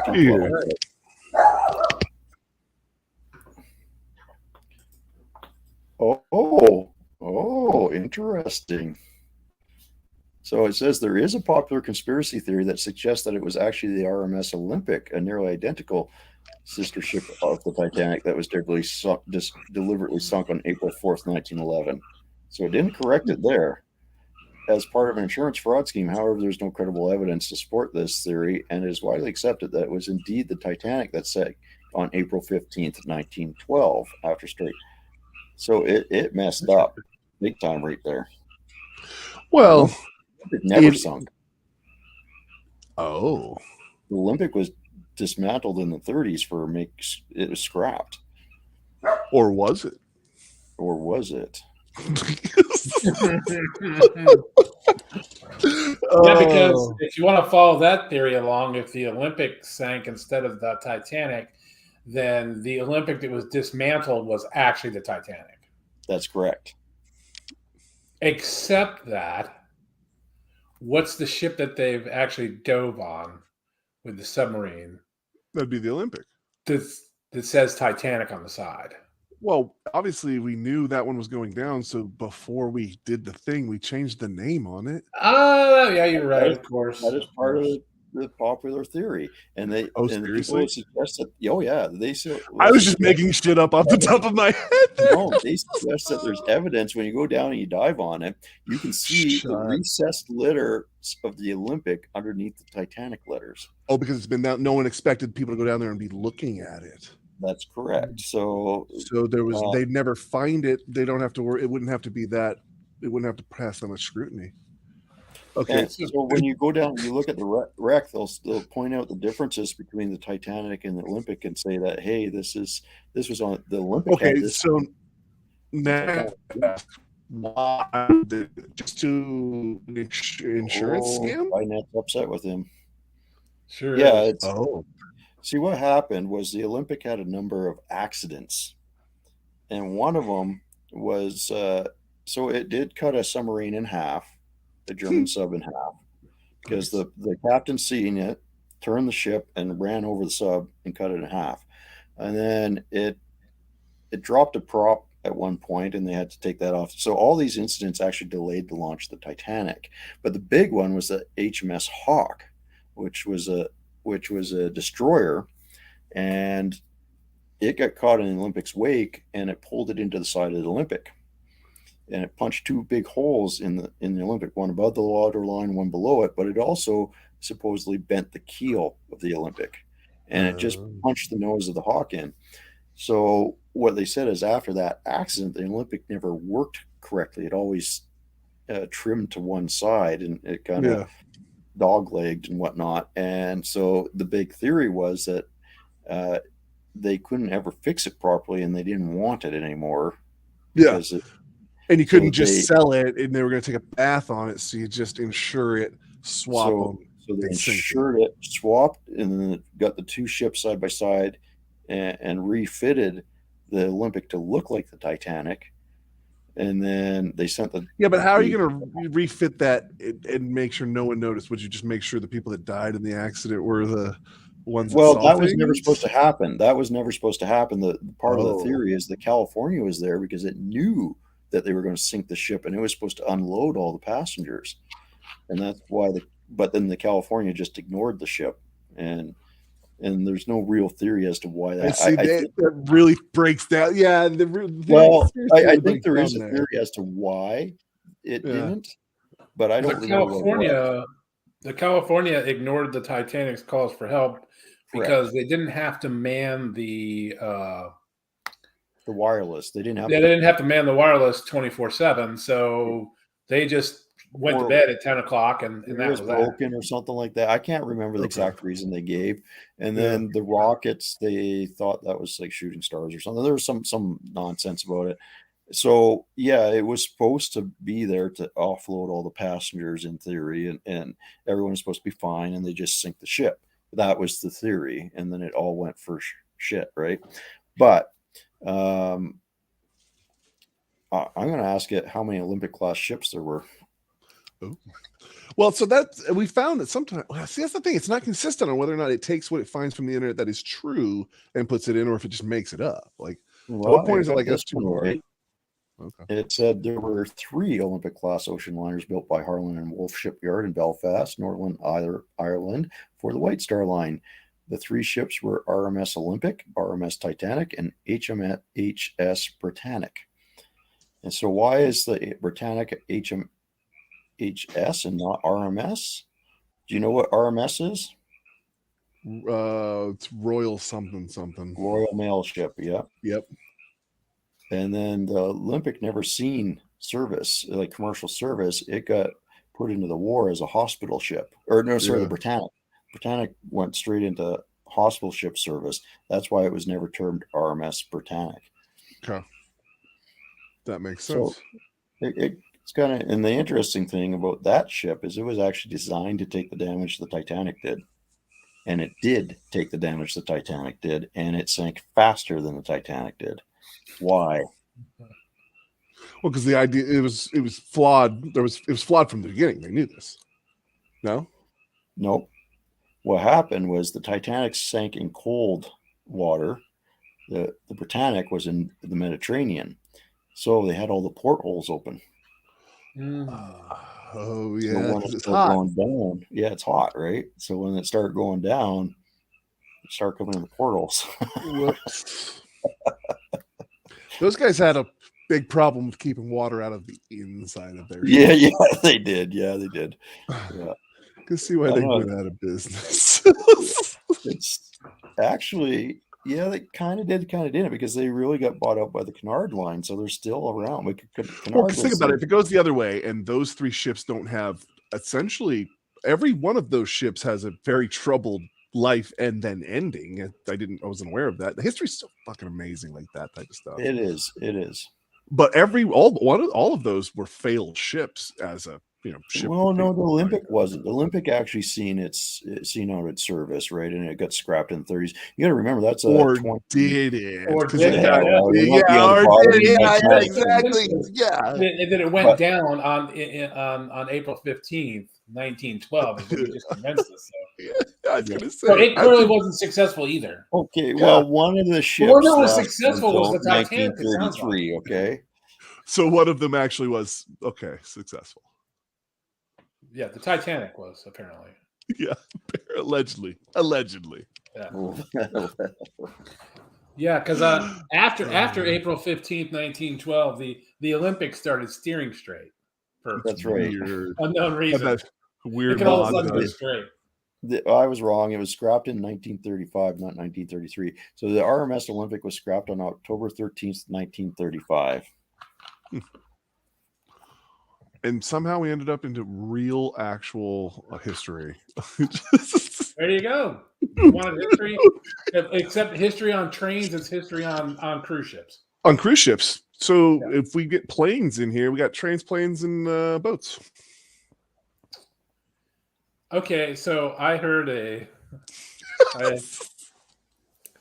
conspiracy theory just today, actually. Ooh. That remember that Malaysian Airlines that went down? Disappeared. Disappeared. Yeah. Well, apparently the way the conspiracy theory goes is there were 4 people that had this patent on some sort of microprocessor. Oh, Jesus. And they were all on that plane. And 3 of them were on that plane. And the fourth one is a Rothschild, and so they ended up with that patent in their name completely, 100%. What would so that conspiracy theory has one big problem in it? Is it why would 3 of the 4 be on a plane at the same time Well, I guess they were going somewhere together? Yeah. Okay, so if you've got 4 different people vying for a very similar patent, chances No, are they had the patent. The 4 of them had the patent. Together. Yeah. Okay, I see what you're going. Okay, right. So the 3 get, and it's some sort of chip that they use for drones. So you're telling me that is a truthful thing? There were 4 people and 3 of them were on that plane? Well, I'm just telling you that was a conspiracy theory I heard today. I get that, but that's I haven't researched it at all. You got to be able. You mentioned planes, so yeah, no, I'm with it. No, but I have questions now. This is what happens when these conspiracy comes up. I have so many questions. This sounds like more for the. So that's the problem. This chat AI thing we've done has now made me question reality.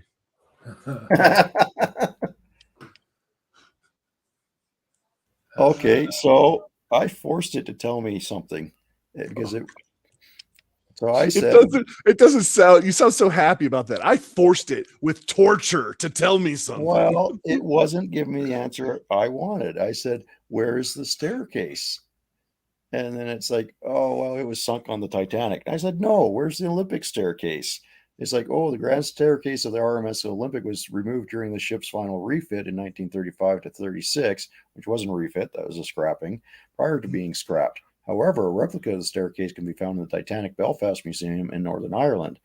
And then I said, "What hotel has the Olympic staircase?" The Olympics grand staircase was never installed in a hotel. However, there are several replicas of the staircase in various Titanic-themed exhibits and museums around the world, such as the Titanic Museum in Pigeon Forge, Tennessee, or wherever, Pigeon Forge, Tennessee. Pigeon Forge. I do like. So I thought it was France for a minute, but okay. Listen, I would love for Pigeon Forge to be a French colony. Yeah. But anyways, and then I said, okay, the Olympic smaller aft staircase was removed during scrapping and installed in a hotel. And then it says, yeah, that's correct. The smaller aft staircase in Olympic was salvaged and installed in the White Swan Hotel in Elwick, Northumberland, England. Yeah, it is true. It was Elwick, Northumberland, England, where it can still be seen today. So that's what I was trying to get it to tell me, and I had to lead it to tell me that. It's very interesting what it will let you lead and what it'll find on its own. Yeah. But like I said, you have to be very specific on some things if you want actual information. Well, and how much of that is it doesn't know it or it is being told not to know it? Don't know. That's where Skynet wants you. Keeps you thinking at night. Yes, right. Oh man. All right, boys. Well, it's been 2.5 hours. It has been a while, yeah. And we started late, so I don't want to keep you up all night. How many people we got watching? Did you scare them all off now? We've been conspiracies for a while, so yeah, I wouldn't be surprised that everyone. Oh man. Okay, so before we go, monetized or demonetized? Oh, I haven't checked in a while. I'm gonna say monetized. We were pretty vanilla today. We're pretty vanilla, yeah. I think you're gonna need to change the title of this to Chat GPT Talk or something. You gotta, I'm sure that is a trending topic, so that might actually hit the search engines. GPT Talk. Yeah, unless of course our Chat GPT overlords, determine that. I just changed it. It's funny. TubeBuddy says my demonetization audit has warnings. Oh, really? Yes, it's what it says on here. I haven't looked at it, but yeah. So it's still saying. Oh, Destroyer's back. Oh, Destroyer, what's up, brother? We're getting ready to Yeah, wrap we're it. still Well, 5 watching. I say Maybe we're going to wrap Destroyer's it. working for Chat GPT. It made me do it. Theory. You know. All right, so I changed it. We'll see what that does for it. Oh my God! So here's the deal. At what point do you ask Chat GPT how to do a thing, and it tells you how to do said thing, and then you're like, "Well, I did it because it told me to do it." Now, technically, you asked how to do it, but it told you how to do it. So, did it tell you to do it, or did you ask? It's really murky here. Well, I think we're going to find out when Mongrels drops his new video. Oh, yeah. Right? That's a great tie-in, and it wraps us into the thing we do at the end of the where we talk about what we got going on. So, Mongrels, there you go. Segue. That's a Linus Tech Tips kind of segue right there. I'm just saying that was good. Yeah, no, that worked well. Yeah. So we're doing this. So okay. So what am I doing? Well, that's how a segue works. He's going to check with his overlord to see if he can. Oh, is that? Yeah, ask Chat GPT if we can talk about that. Is the attack helicopter allowed to discuss that? Oh man. So yes, what do I have coming up? I've got a project where I picked up a car that hasn't been running. It's 1980 Monte Carlo, and the goal was not simply to get this car running, but to get Chat GPT to tell me how to get it running and follow the steps that it presents to see if I could get the car running using those steps. So that's what the new video is going to be. Oh yeah, I'm actually really excited for that because if it works, do you have to give all your credit to the Chat GPT overlords, or when it doesn't work, are you allowed to criticize their lack of ability without being punished? I'll give you a little spoiler here. I didn't follow the steps in order. Points will be deducted. They will be. And but I feel if I had followed them in order, it probably would have worked. You're giving too much away. Don't give too much. You know, I would like to know when our overlords are going to send robots to help us out. Ooh, can you ask?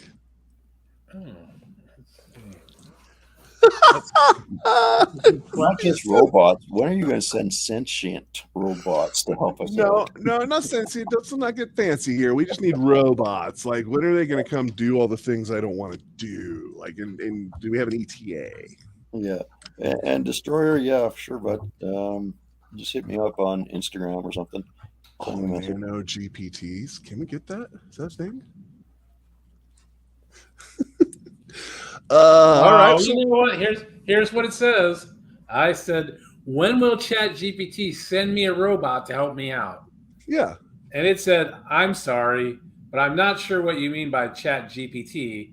As an AI language model, I cannot send physical robots to assist you. However, I am here to help you with any writing-related questions or tasks you may have.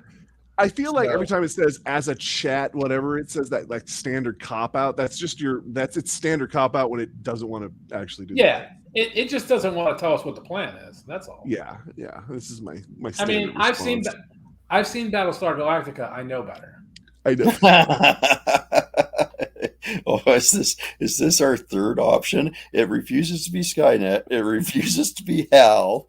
So now it's going to be it is definitely Battlestar Galactica, the second version of Battlestar Galactica. I don't know the series good enough for this reference, unfortunately. If you have not seen Battlestar Galactica from whatever that was in the early 2000s, that is the best series ever. I have watched it a few times. I've watched it multiple times. I love it. Oh, I'll have to. I like ones like that I can binge all when it's all done. So you could just like binge all the way. They even have some movie spinoffs that were excellent. They have a prequel that was good. I've heard lots of things about it. I've never heard bad things. I've just never got into it. I even have all of the robots, all the Cylons. I couldn't get into it. Like I was into it for a little bit. I kind of lost interest after a while. The only thing I get when do someone not. says Battlestar Galactica is Dwight Schrute doing the thing that he says, like 3 words, and one of them is Battlestar Galactica. That's what I get when I say it. I don't know if the problem was that I grew up watching the original, and it was So just did so I. ingrained in me that I know you would have as well, but it's It's just just an it was age so thing. ingrained. I couldn't accept the The changes. original was very much a kind of 70s. It really was, yeah. I mean, it was there was a lot of comedy in it, and this It version wasn't as has dark and foreboding as the remake. the remake Yeah. is very dramatic and tons of action, not a lot of comedy. But the But series from the 70s had a lot of comedy in it. my Is that kind of favorite, like Lost in Space? Because they redid that for Netflix too. yeah, and that was actually okay. But I think my favorite episode of the newer one is when they actually found one of the old Cylons. Do you remember Oh that? yeah, that was a good one. That was a good one. That was a good one for sure. I feel like I'm on the outside of this nerddom right here. Oh, you need to watch it. I'm sure it sounds like it's right up my alley. Actually, from the things I've heard, it's just, like you said, never got. You really. I mean, just watch season 1. Well, You'll either get hooked or you won't. The whole Yeah. concept behind it is that they're trying to avoid what we're talking about with the AI overlords, because they have gone to all back to mechanical switches. And everything so on like their we've gone to it and then had to come back from it. Like, oh crap! Because what happened is anything that had a computer, the AI could control, so it started taking over all of the technology. So to combat it, they had to start going back to stuff that didn't have computers, or at least very basic computational computers. And that's kind of the premise of the show. And then they're trying to outrun the AI and find a new place to settle down where it won't destroy all of humanity. Oh Jesus! Okay. The whole well, I don't want to give it away. The ending of it is it's a mind fuck. So Is it the same ending as the original? Because I never made it to the ending. See, it is not. It is different than the original. I do like that. And so it's like the one. What was the Star Trek one where they like reset the timeline and it splits and they bring the old Leonard Nimoy in, and I was like, that's an interesting way to reboot, because there's always the whole time travel bull. Yeah, I don't understand why people had such a problem with that, because that is I thought it was fine. I'm fine. Okay, you've changed. You've gone down an alternate timeline. Exactly. They kind of retconned, but not, because I hate it when they retcon and it's like everything we just did is now gone. It just didn't happen, and we're going to start over. And I'm like, I don't like that, because I think that should mean something still. Yeah. But I recommend it. If you've never watched it, you should watch. At least the first few episodes. See if you can get into it. It's good. I'm not opposed to it. So what do you got going on? I know it's this that happens every night. Every time I go say we're going to wrap it, and 40 minutes later we actually get still trying to wrap it. Seriously. What do you got coming up this next week on? Let me see. I will probably start posting shorts from the show I was at today. I'll probably go heavy on that. I'm actually out. I'll be out in the shop in the evenings working on the C10, the 65 C10.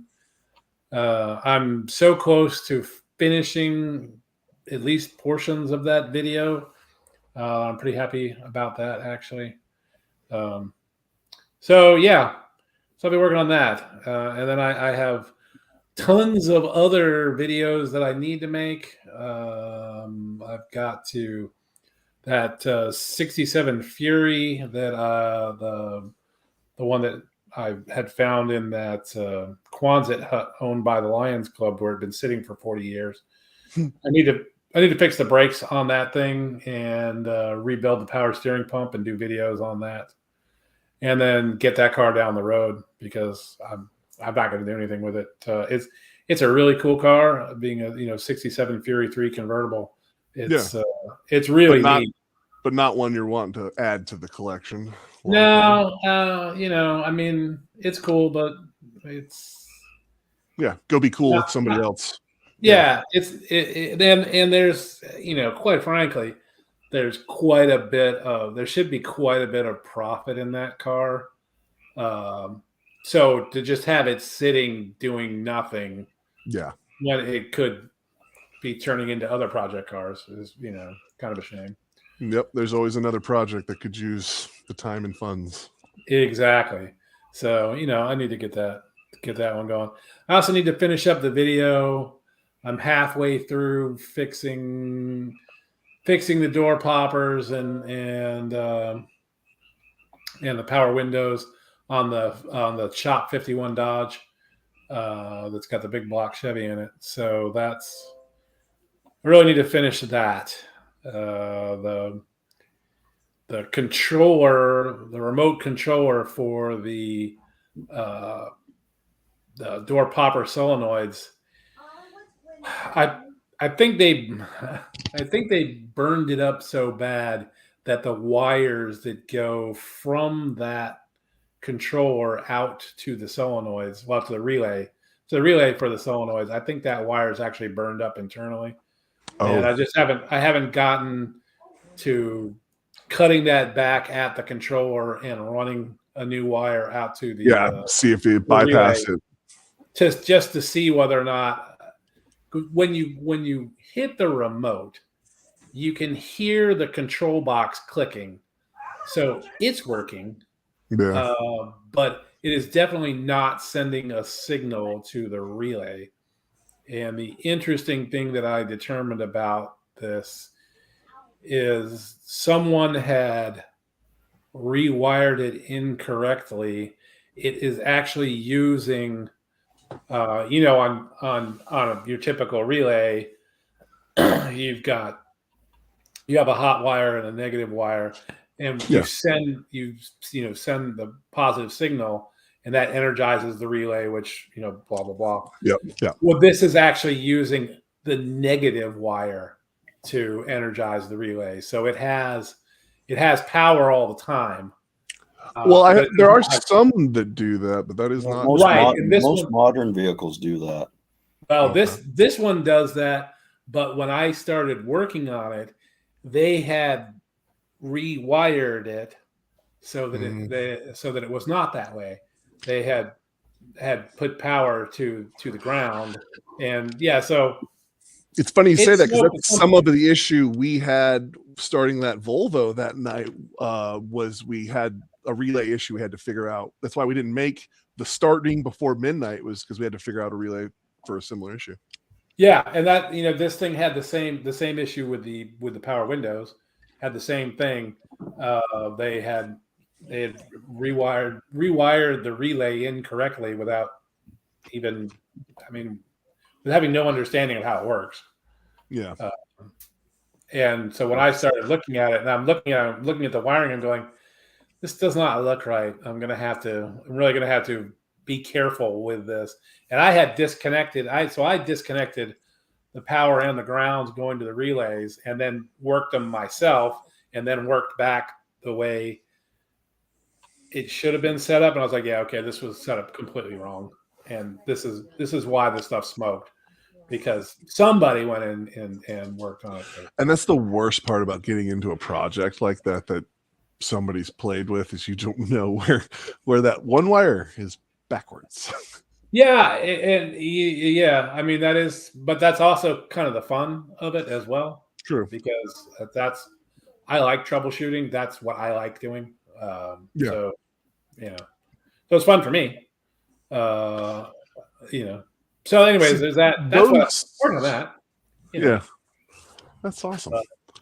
But at least it's not an intermittent issue. Those are the worst electrical problems. Oh yeah. Where I'm okay if it lets all the smoke out. Floor mat, and every time you hit the gas, it shuts off. Some shit like that. I said I'm okay if it lets the smoke out and says, "Hey, that's the problem spot. It's right there." Oh yeah, it tells you. It tells you quick. Yeah. That's where I need to go. So that little blue and white Predator that you see Gary or my kid riding around, that had a CDI box on it that it kept popping a fuse. When I got here, they're like, "Hey, it keeps popping a fuse, won't run." I'm like, okay. something's grounded somewhere. So I ripped the whole thing down and I go through the whole harness and there's no bad wire anywhere. So I'm like, okay. So I put a fuse in and it pops it instantly. And I'm like, it's not a bad wire. So I unplugged every single connection on that entire harness for that little four-wheeler. I put a bigger fuse in it and I started hooking things up on the harness one at a time because I put a big fuse in it. Well, I put a regular fuse in it and it didn't pop. And I was like, okay, so if I have everything unplugged, it doesn't pop, but it pops. So I put a bigger fuse in and I started plugging things in, figured I would see it pop or figure that out.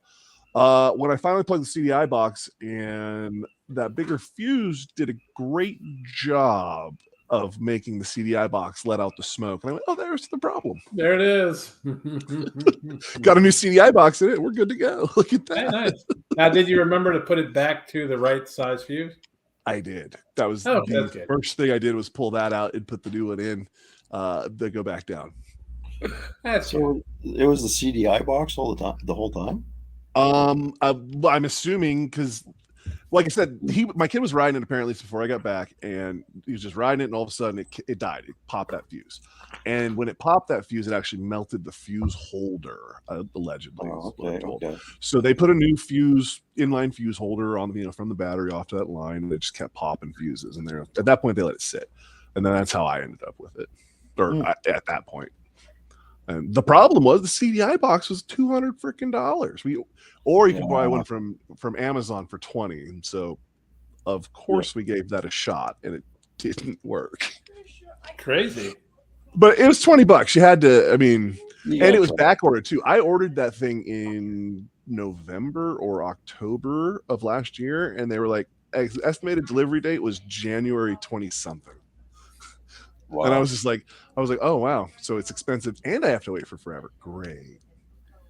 I got, speaking of weird Amazon things, there's this hose that's got a nice 45-degree turn in it, and it's goes from 1 3/4 inches to 1.5 inches. So it's really good for going from a regular kind of like small block Chevy type radiator to the lower pickup on the LS, which is 1.5 inches. And that hose was $14 from Advance Auto, and I ordered it to go pick up, and they said it was there, and then I got there and they're like, oh yeah, no, we didn't have it. Well, we'll have it for you tomorrow. And I said, no, just cancel it. I'll just order it online. And that was because I had time to work on it that day when I was picking it up. I did not have time the next few days. I was like, I'll just order it. So I go on Amazon, find the same hose, $2.88. So I ordered 2 of them. So now I have an extra one for my next LS project. But yeah, $2.88 versus $14. And it's the exact same hose, same company. I'm talking. I got my mic on. Once you know the one you need, that's the best part. But the only reason I ever get one from the store is because it's there when I need it right this moment. Exactly. That's the only reason I was getting it, because I was like, all right, I've got time to work on it today.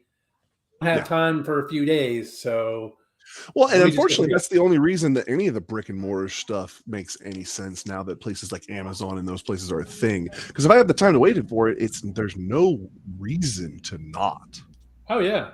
And then the 2 hoses I ordered, they were not supposed to show up until 2 days from now, and they arrived Thursday afternoon. This past Thursday afternoon. I do like. Wow, that is really early. Yeah, it's super early. I even installed one of them today before I went to the car show. So, pretty nice. All right, boys. Well, it's actually now we've been spending 30 minutes trying to get to. Well, we've been talking about things that we're doing on our channels. It's true. That should actually take probably a better check. Live. Yeah, that makes sense. That's totally true, I guess. If we can spend 25 minutes talking about dumb things like that. We should probably spend more time talking about the channel. Our channels would probably do better if we prioritized. I could ask Chat GPT to tell me what's going on my channel. No. Okay. I'm done. I'm out. He says all right, everybody. I appreciate everyone, like always. Destroyer hanging out to the end. Shop Cat in here. We had Brails for a little while. Mike was here early. We had Toby. Everyone. Ryan. I appreciate everyone. Tim, I hope you're doing better. And where are we at? Rich. I think that's everybody. And Jeremy. And Buff. I'm scrolling through now, just looking for people. Everyone have a great night, and we'll see you on the next one. Go over to Dudes with Wrenches. Tell them not to leave his channel. Yep. See you guys. Have a good one, everyone.